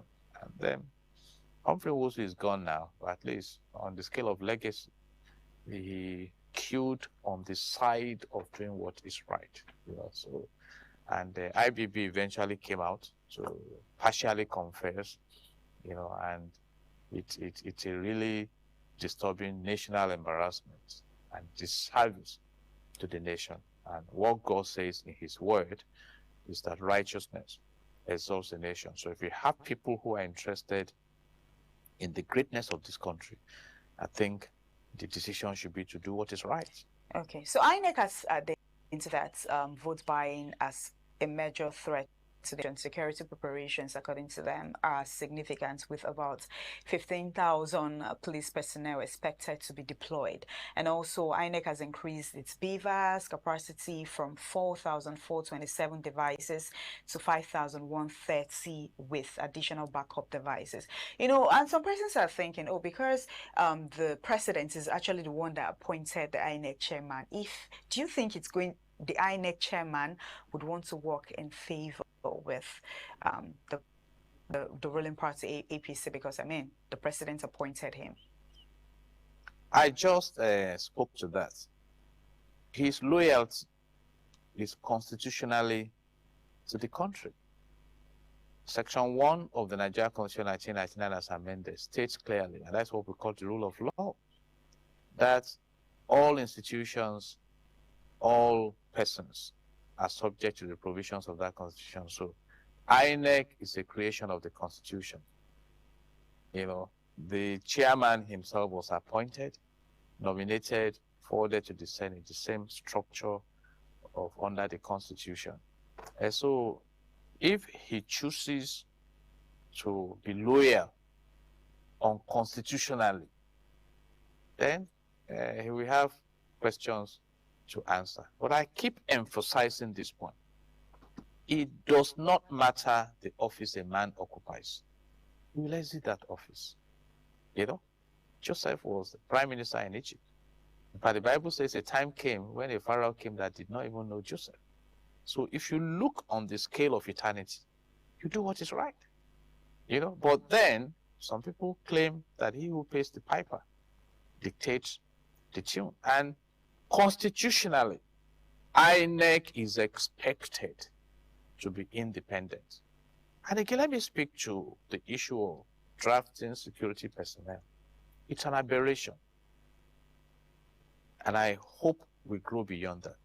When was the last time you read that UK, even the people that colonized us, that they are having elections? There are policemen everywhere. But sometimes you even hardly. I mean, 15,000. It just goes on like that. That's a whole lot. Yeah. In fact, if you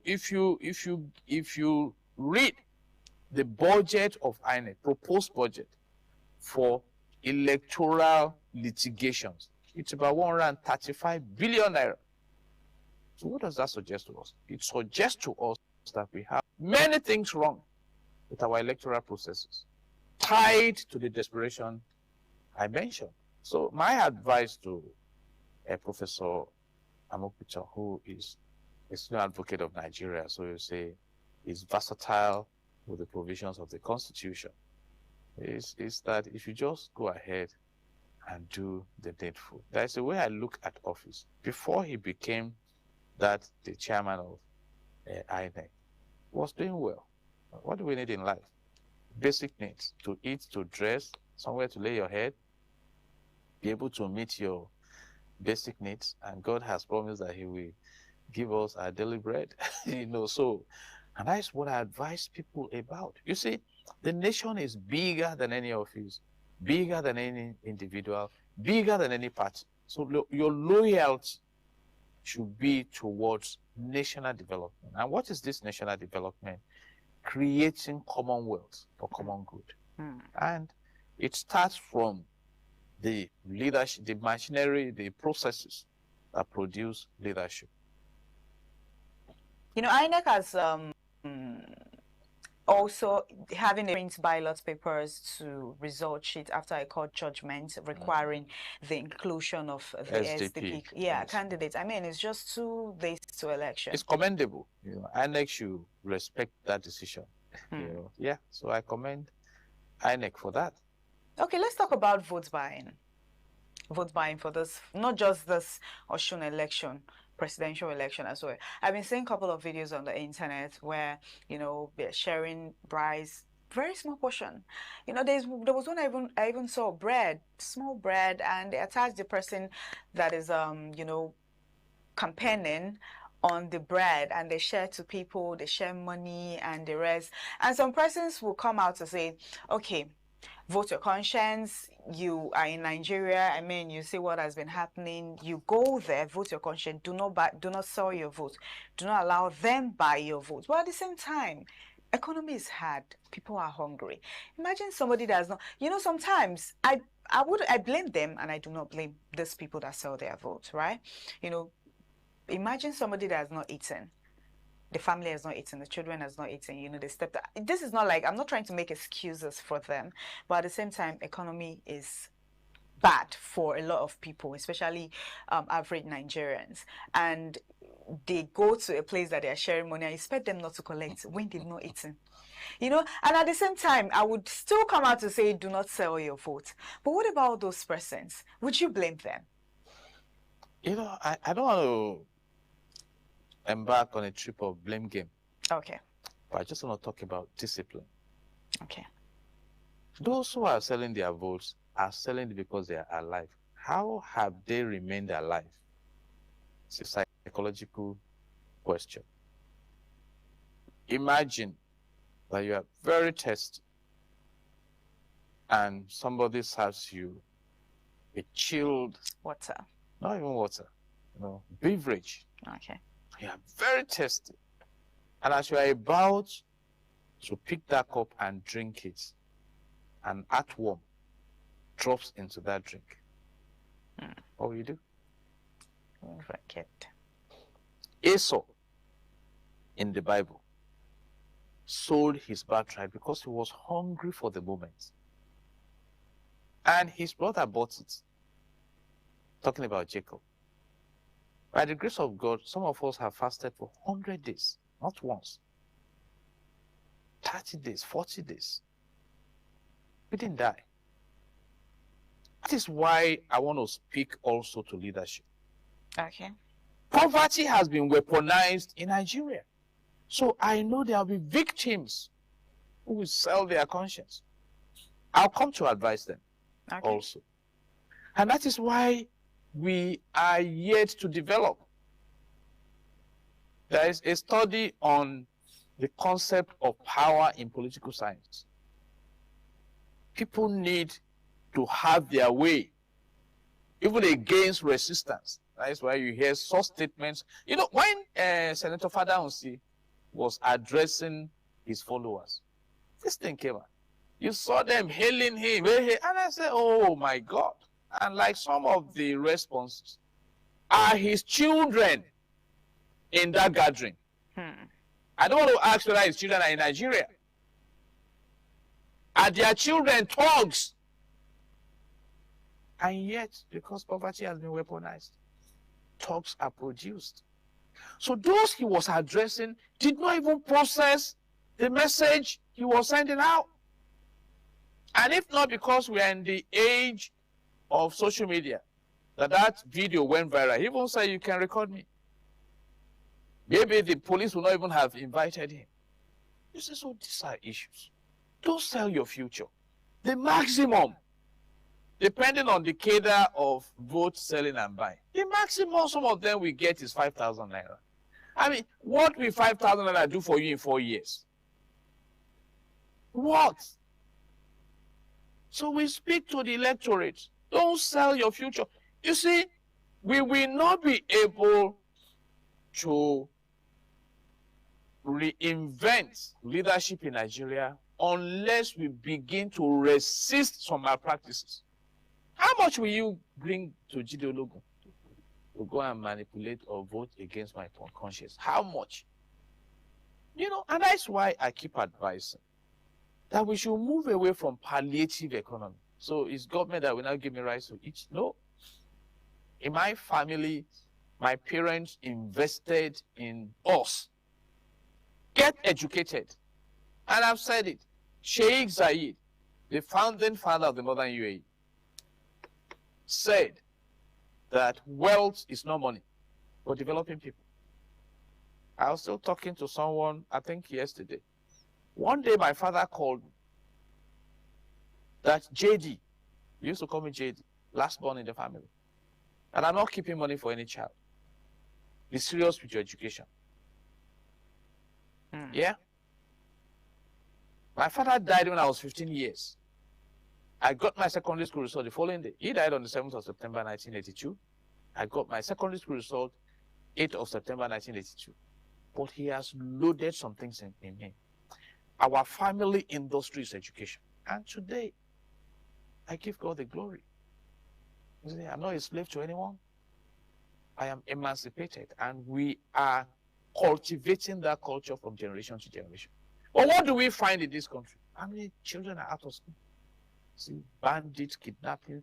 You know, we are mortgaging the future. And who are the beneficiaries? Some of these politicians. I'm speaking to electorate now. Congratulations if you have chosen to be a political thug.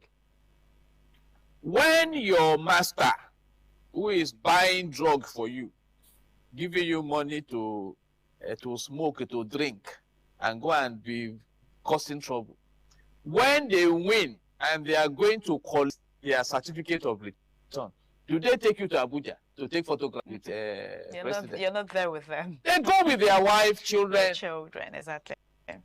You see, so please, let's wake up in Nigeria. Don't let us continue to condone sin. The Bible says sin is a reproach to a people.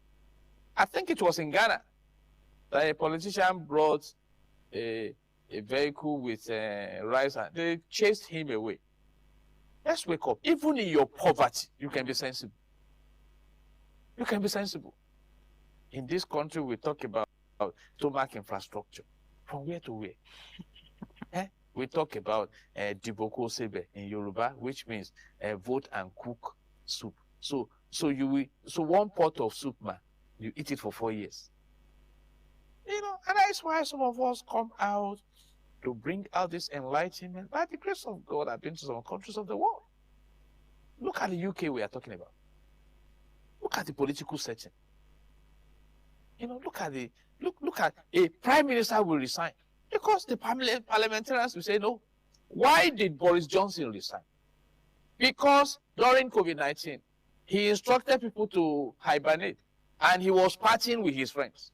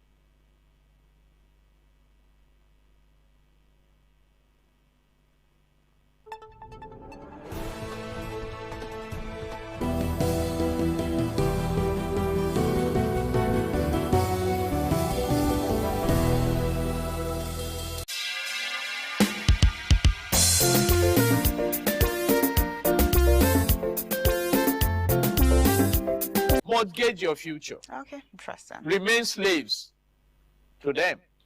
But I pray that the fear of God will touch your heart.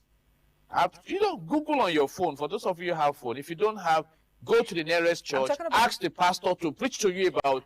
You see, Esau wept to get that birthright back. He never got it. Maybe today we should be talking the nation of Esau, or if God changed that name. Or it's the nation of Israel, because from that Jacob, the 12 tribes of Israel emanated. So your future is more important than your present. And that's why some of the leadership in this country may not be in a hurry to educate the people, give basic amenities that will make people develop. So what about, let's talk about the politicians out to buy the votes that feels, okay, if I should give these people this money, you know, they would vote for me because they feel that at this point, this is what Nigeria wants, that if we give them, there's no way they will reject it. What about those? Let's talk about the politicians now. The conscience of such politicians is seared. They have no conscience. But let me advise them, maybe some of them will repent. Yes. Even Mandela, who was jailed for 27 years, who fought with others to set his nation free from apartheid, served as the president under his party of South Africa. Where is he today? So we can say he did well. Where is Chief Obafemi Awolowo? Where is Dr. Nnamdi Azikiwe? Where is Alhaji Shehu Shagari, the president of the Second Republic? I can go on and on. Where is Dr. Ekwem? Yeah, oh God. You know, where is the immediate past president of Nigeria, Muhammadu Buhari? Yeah, all gone. It's only God in office. So what is right? And this understanding. I listened to someone yesterday, we met somewhere in the GRA about life. So if Jide Ologun dies now after completing my earthly assignment, and I have 75 billion naira in the bank account, can you claim that that money belongs to Jide Ologun? Do you know the wealth of Africa that are in Switzerland, Swiss banks? At the time, the UK published properties that are in the UK that they cannot trace the owners. Yes.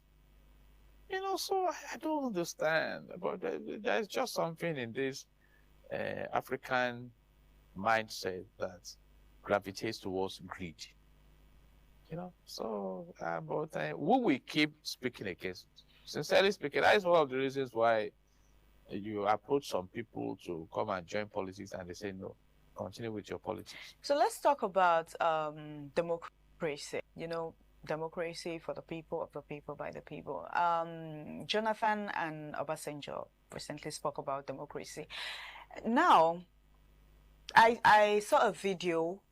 There's a video not too long of a man that came out on social media to say something, you know, about, I think, the Nigerian soldiers, and they picked him up. Democracy, you're supposed to have the freedom to speak. But at this point, do we even practice democracy in the country? I mean, I'm interested in talking about it because I saw recently that the past president of Nigeria spoke about it. We practice, how do I even describe it? Okay, we claim that we practice democracy in Africa. Okay. Well, you see, democracy started in Athens, in Greece, when the people came together and said, okay, what we do now is that we all contribute to managing the affairs of our community. So your opinion counts, mine counts, and we all come to consensus. That is why consensus is still a critical aspect of democracy. Excuse me. And later, other communities started adopting till it became elective democracy, where you elect some people to go and represent the people. And in Nigeria, we have 109 senators, 360 House of Reps members. We have them at the state level, others also.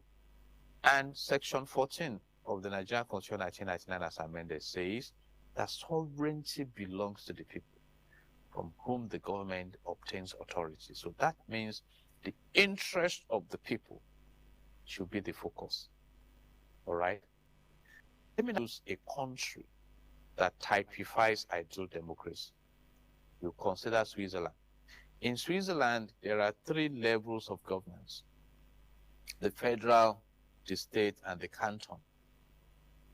So for instance, if there's a major project, the federal, state, and canton must vote for it, which means if the federal and state vote for it and canton does not vote for it, that project won't fly.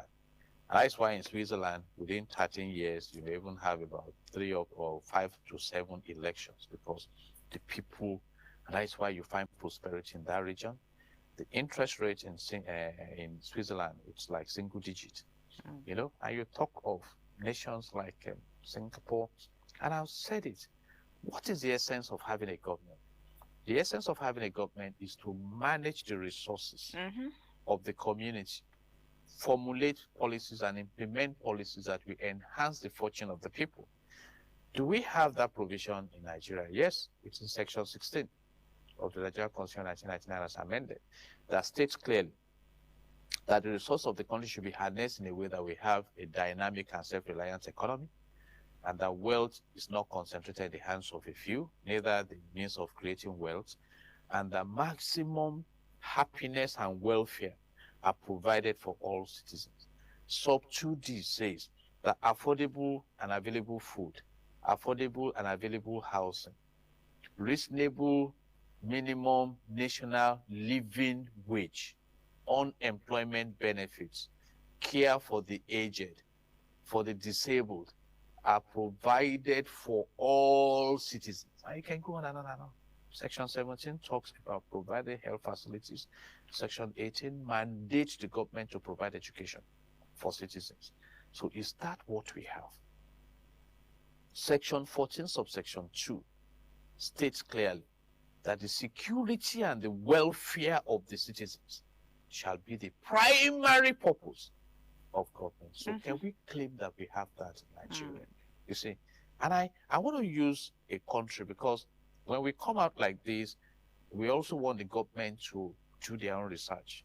I mean, this is what we call content analysis. We should go and find these issues and roll it out. Go and check Norway. It's a brilliant example of sustainability and good, excellent governance. Norway has the biggest sovereign wealth in the world, about $2.2 trillion US. And how did they come about this sovereign wealth? That nation is blessed with oil and gas, with other resources. And the leadership decided that we will not embezzle this money. We will not mismanage this money. Let's go and invest in some big businesses across the world, which they have done. And in management, we call that securing the future, because there are two ways to engage the future. You can secure it or mortgage it. So now compare with our country, where some people who have been privileged to run the resources, to manage the resources of this country, use our crude oil to borrow money. You see, what is the total indebtedness of Nigeria now?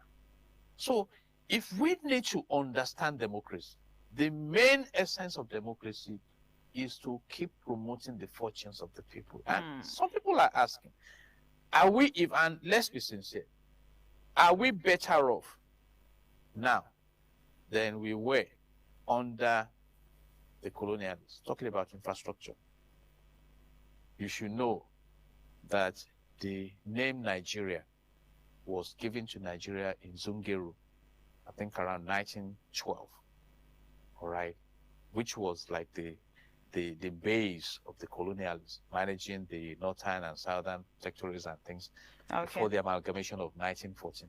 Do you know that as at that time, there was pipe-borne water running in Zungeru? Go to that Zungeru today. It's abandoned. In fact, the about 33.8 billion naira meant for the Mambila and Zungeru hydropower project, one former minister ate the money. Thank God he's been jailed for 75 years. So these are issues we should consider. Okay. Look at, let me just crown it with this. All right. Democracy. Even though Lee Kuan Yew told his people that, come, I'm not offering you democracy because it was seen like an autocrat, but that I'm moving this country from a third world country to a first world country. Singapore left Malaysia in 1965.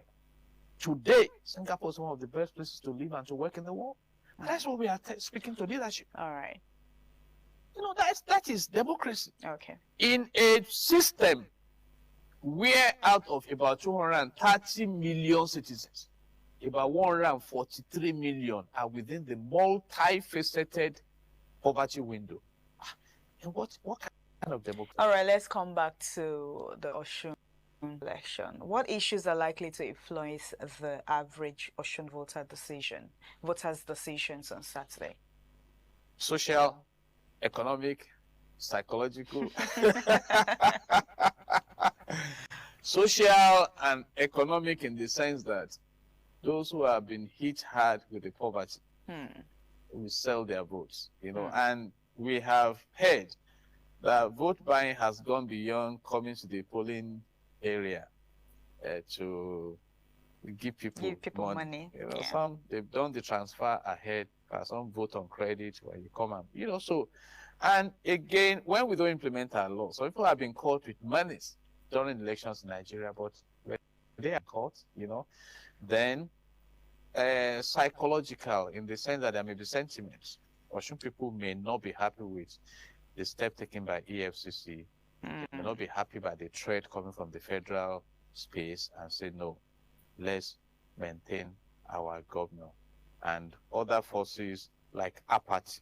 For instance, the statements of Senator Fadans, even if he has denied it, people will still make some people scared. To say, particularly when about 14 souls have been lost, even before the elections, to say, I don't want to die. Yeah, true. The hardship is enough. Let me just keep managing. So you think that would make a lot of people not want to come out to vote? You see.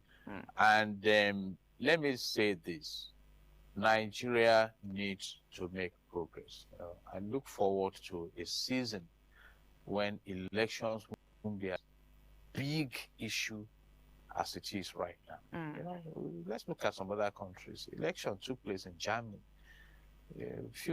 Not many people knew across the world, but this one that a pre-election, during election and post-elections is one from crisis to the order and things like that. That desperation is out of range. So we need to have a change of mindset. There are two basic things that leadership is all about. Okay. It's about service and sacrifice. Go and look at Mahatma Gandhi, look at Mandela's of this world, look at Kwame Nkrumah, Jerry Rawlings of Ghana, look at Magufuli, John Magufuli of Tanzania, who has died. Look at Lee Kuan Yew, look at Sheikh Zayed, founding father of the modern UAE.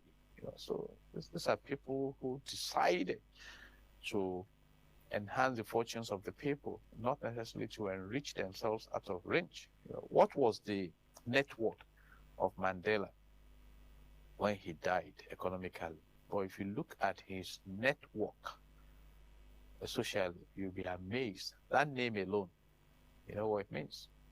So one last word for the people of Osun State. Don't sell your conscience and don't get into office against the will of God and the will of the people. Those are two dangerous steps to take in life. Do what is right. Do what is right. And who says, what does it profit a man if he wins the whole world and loses his soul? And it's not even possible for anyone to gain the whole world. We are talking of Osun. The world is bigger than Osun. Exactly. See? Some have occupied that office and they've left. So please, let's fear God.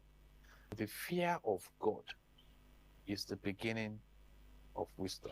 So, this election is being watched as an early test of Nigeria's political mood ahead of 2027, including INEC. So, we all are it depends how this election goes, matters how 2027 election is going to be, 2027 presidential election would be. What would you have to say about that? I doubt it. There are two different issues. This Osun State election is an off-cycle election. Maybe a test to INEC's faith. It's a test for INEC.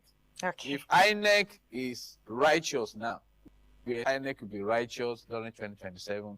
If INEC is unrighteous now, what should we expect? And I said it's not in all cases that he who pays the piper should dictate the tunes. So let's be loyal to God. Let's be loyal to the nation, so that you can have a life with good conscience, and that you've done your best. A wise man said you'll be remembered for one of two things: the problems you have solved and the problems you have created. So my advice to stakeholders, don't add to the problems of Nigeria. At least try and solve some, within your confines of influence. So you believe Nigeria is going to be great again? Oh, God has blessed this country exceedingly. Nigeria is great. Okay. We just need to go greater. The resources are there. God loves this country especially. I love this country. It's my country. It's great. All right, thank you so much, Barrister Jide Ologun, for your time. Hey, Jide objection. Ologun, pardon. Jide Ologun, I forgot. The Supreme Court has said that we should drop sorry, pardon. Apologies. Thank you so much, Jide Ologun, for your time. Thank you also, ITV. And thank you all our beautiful viewers. Thank you all viewers for joining our Lagos Network studio this beautiful morning on CMI. I am Marcelina Unkwo, and we would be handing over to our Benin Network studio for the continuation on CMI. Do not go away. Stay with us.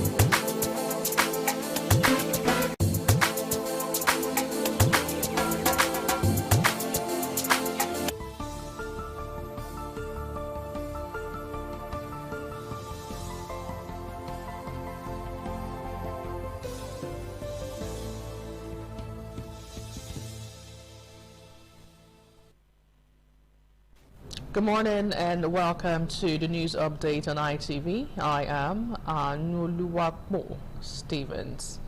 The Edo State Geographic Information Service, Edo GIS, has warned communities, traditional institutions, and individuals involved in the illegal sale, occupation, or allocation of government land to desist from such activities or face the full weight of the law.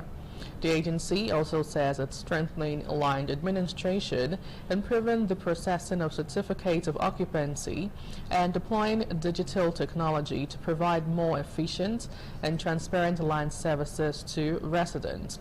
These were part of the issues raised during a press briefing by the Managing Director of Edo GIS, Dr. Innocent Bello. Ofure Aneta has the details. Speaking during the press briefing, Managing Director of Edo GIS, Dr. Innocent Eyaguna Bello, urged property owners to properly document their land and conduct searches before purchasing, stressing the importance of obtaining a certificate of occupancy. He said the agency is strengthening digital processes to improve land administration and reduce delays in the processing of CFOs. The government has consistently encouraged residents to obtain CFOs and validate their land interests through Edo GIS, particularly as part of efforts to combat land grabbing, land kidnappers, and land killers, and protect property owners. Dr. Bello identified land grabbing and racketeering as major challenges, citing the Okeoma area of Obage, where he said government land was allegedly subjected to multiple sales. He warned communities, traditional rulers, Okaigiles, and individuals against selling, occupying, or renting out government land without authority, saying violators will face the full weight of the law. The community also involved in carrying out multiple sales, one land being sold to 1 or 2 or 3 or 4 persons per time, and different persons selling, Amagba selling, Obage selling, Okoroma selling, and even Mayor selling. The government decide what they do with their land. No individual have the right to come and tell government what to do. DOGIS currently is in charge of giving CFO, is in charge of land administration. If there's anything, meet DOGIS, and no one should be involved in this racketeering. Any form of image tarnishing, carrying out any form of castigating the committee for doing their job, be rest assured that you will be caught and you will be sued. You are not to tell government how to manage its land. From Benin, Ofuri and Neto, ITV News.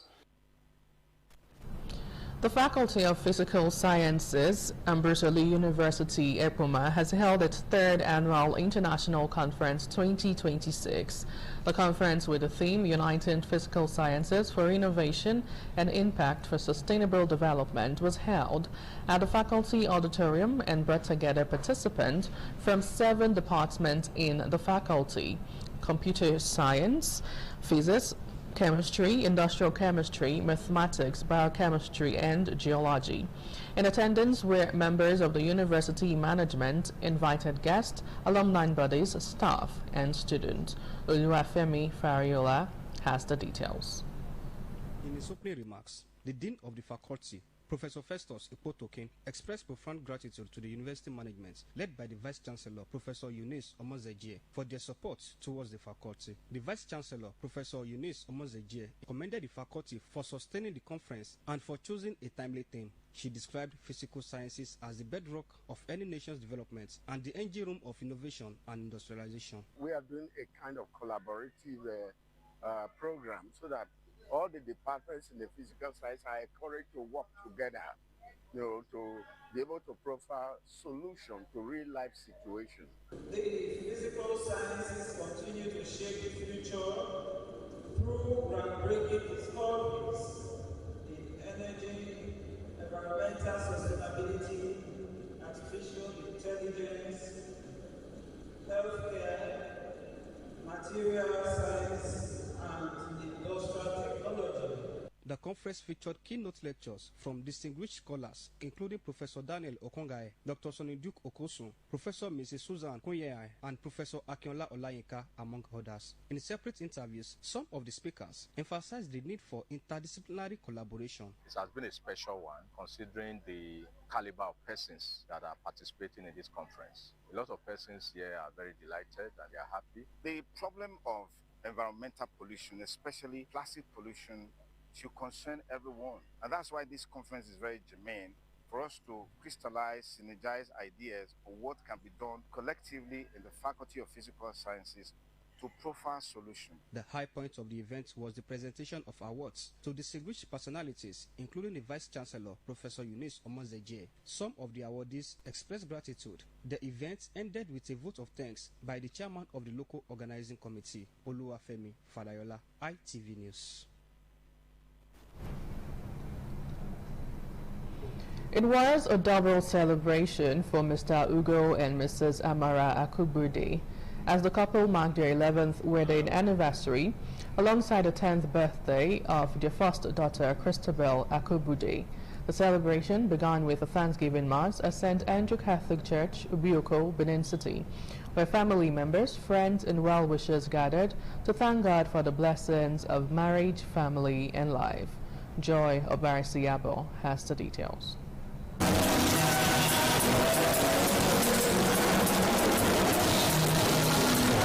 Following Following the Thanksgiving Mass, the celebration moved to the Akubude's residence, where guests were treated to a lively reception filled with music, dancing, and laughter. Relatives, friends, and well-wishers joined the family to celebrate the two significant milestones.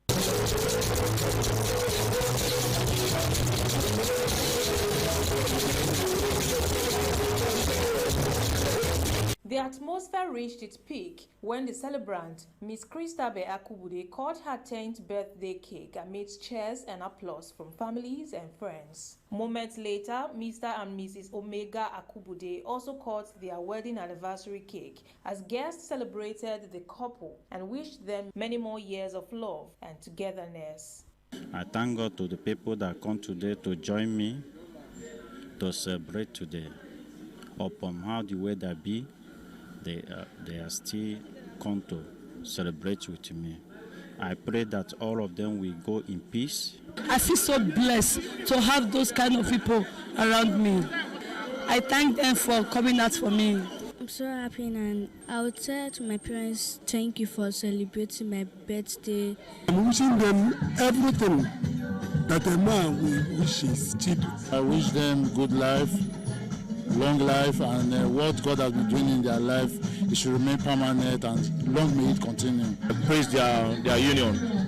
It's not easy to celebrate 11 years. The double celebration ended on a joyful note, gratitude and the blessings of family. Guests were also treated to an array of food and drinks. From Benin, Joy Obaisiagbon, ITV News. The leadership of Okeroma community in Ikmubalka local government area, Edo State, has appealed to Edo State government to call the allocation committee to order, as they are not satisfied with the manner they allocated plots of land, as they have reached the agreement in its totality. The leadership of the community made the appeal on Wednesday during a press conference held at the community to air their grievances before Governor Monday Okpebholo. The report is presented by Ikmonwosa Ugiagbe.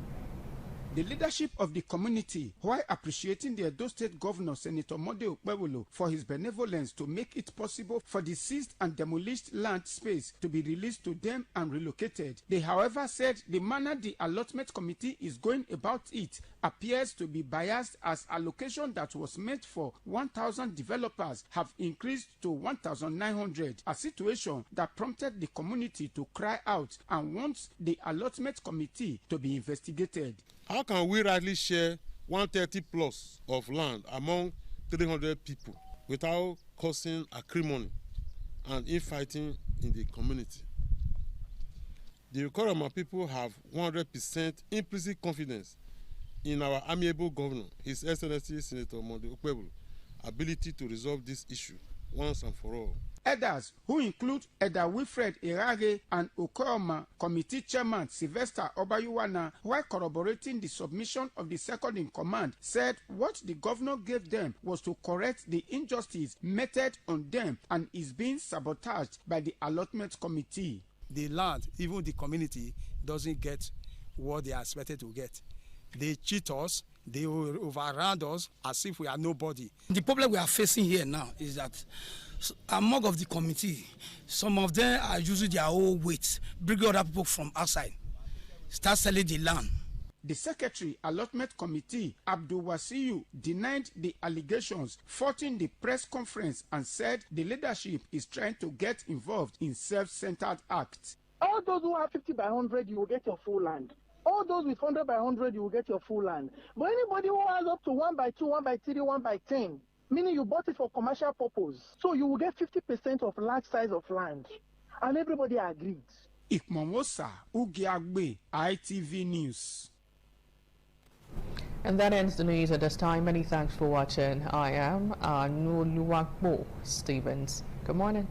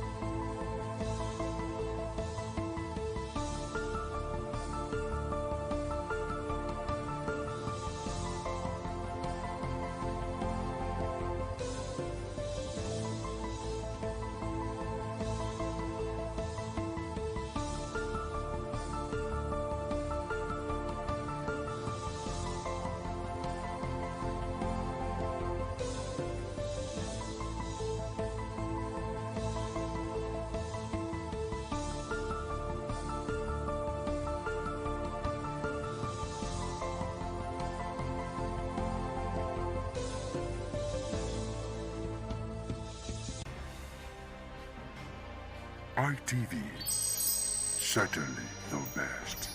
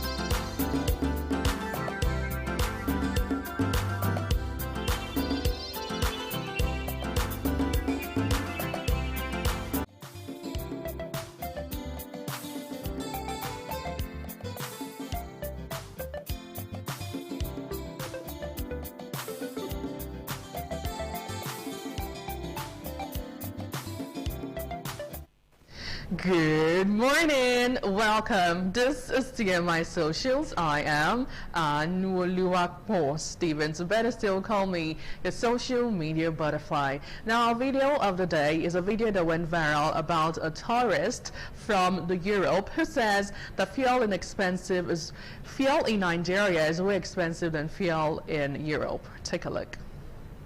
Very curious what the prices for fuel are in Nigeria, because we have to fill up this big boy here, and here we have, I think the price per liter is 1,300. That's $1 per liter, but we are tanking diesel. Let's see how much goes in here. Oh, how much is for 1 liter? 1,700. 1,700. 1,730 naira. Oh, okay. Oh, there's not, it doesn't say anything. Ah, but from the other side. Oh, it's from this side. Okay. Oh, wow. Oh, so diesel is 1,730. I'm sorry, I didn't understand that, lovely lady. That's like $1.20 per liter. I think that's pretty expensive when it comes to Nigeria. I mean, in Europe, this is probably like more than double the price, but we cannot compare European prices with prices here in Nigeria. For Nigerian standards, I think that's pretty damn expensive. And how many liters goes in? It's like says 38 in total. Oh, that's it. Is it full already? It's only 38 liters? 40, 45. Oh, okay, yeah. So now it's on the other side. This is not this side for us. Wow, 41, 42 liters already goes in. 72,000 already. That sounds like a lot of money. And $72,000 looks like in Nigeria like this, even more. This is not exactly the 72,000. I think this is about 50,000 only, so I need double these packs. Oh my God, how I do this? 1, 2. Oh well, we can start with our first video now. It's a story about a woman called Haija Miriam Wadada. She was seen distributing over 325 million naira to 6,500 women in Nasarawa State. Now this video has gone viral. It captures Haija Miriam, wife of Nasarawa APC gubernatorial candidate Senator Hamed Wadada, giving out cash under the Women Empowerment Scheme 2026. So the program aims to provide 50,000 naira each to 6,500 women across 13 local government areas, totaling 325 million naira. So while supporters praise it as a vital aid for women facing hardship, critics call it tokenism, question the money source and longevity, and also raises concern about vote buying and prompting calls for the EFCC to look into this. Let's take a look at the video.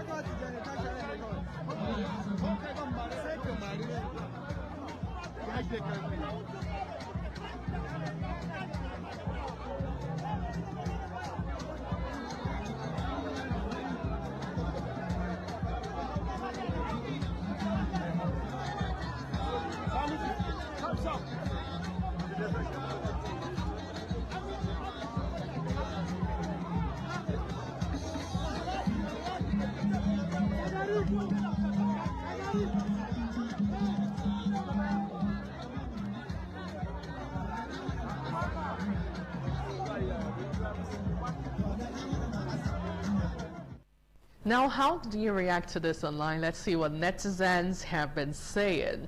Well, this user wrote, for everyone asking where the foreign loans are going, it's strictly for this purpose. And this is just a clip of what to look out for come 2027 general elections. Another user reacting on X, this user says, yes, the money work for the people. No. Instead, they wait for the next election and share tokens to them. The most livid part is that it's the persons being in privilege that will wear uniform or walk under the sun and be stretching hands like you fools to collect the token that will keep them impoverished for the next election cycle. Well, another user reacting to this one says, I still wonder how politicians will sit down comfortably and be giving people cash. This country is in the hands of the youth to rescue. Now, away from that, well, we're still getting reactions from the mass wedding that went on in Kano State, as Kano State Governor Abba Yusuf has urged the 1,500 couples who benefited from the state's mass wedding program to build their homes on patience, justice, mutual respect, and understanding. Okay, do we have time to look at the video that went viral?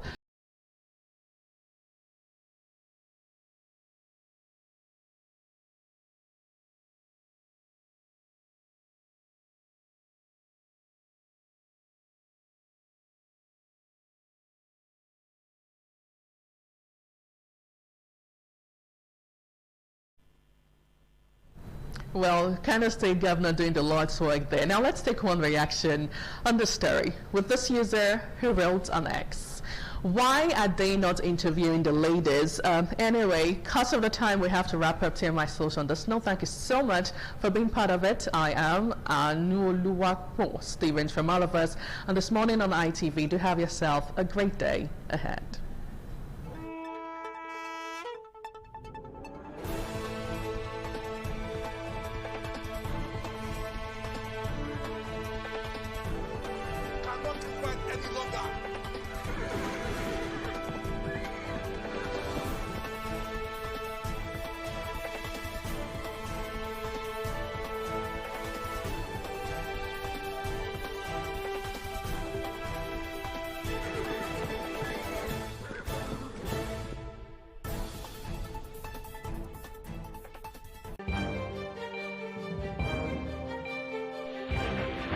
This is ITV.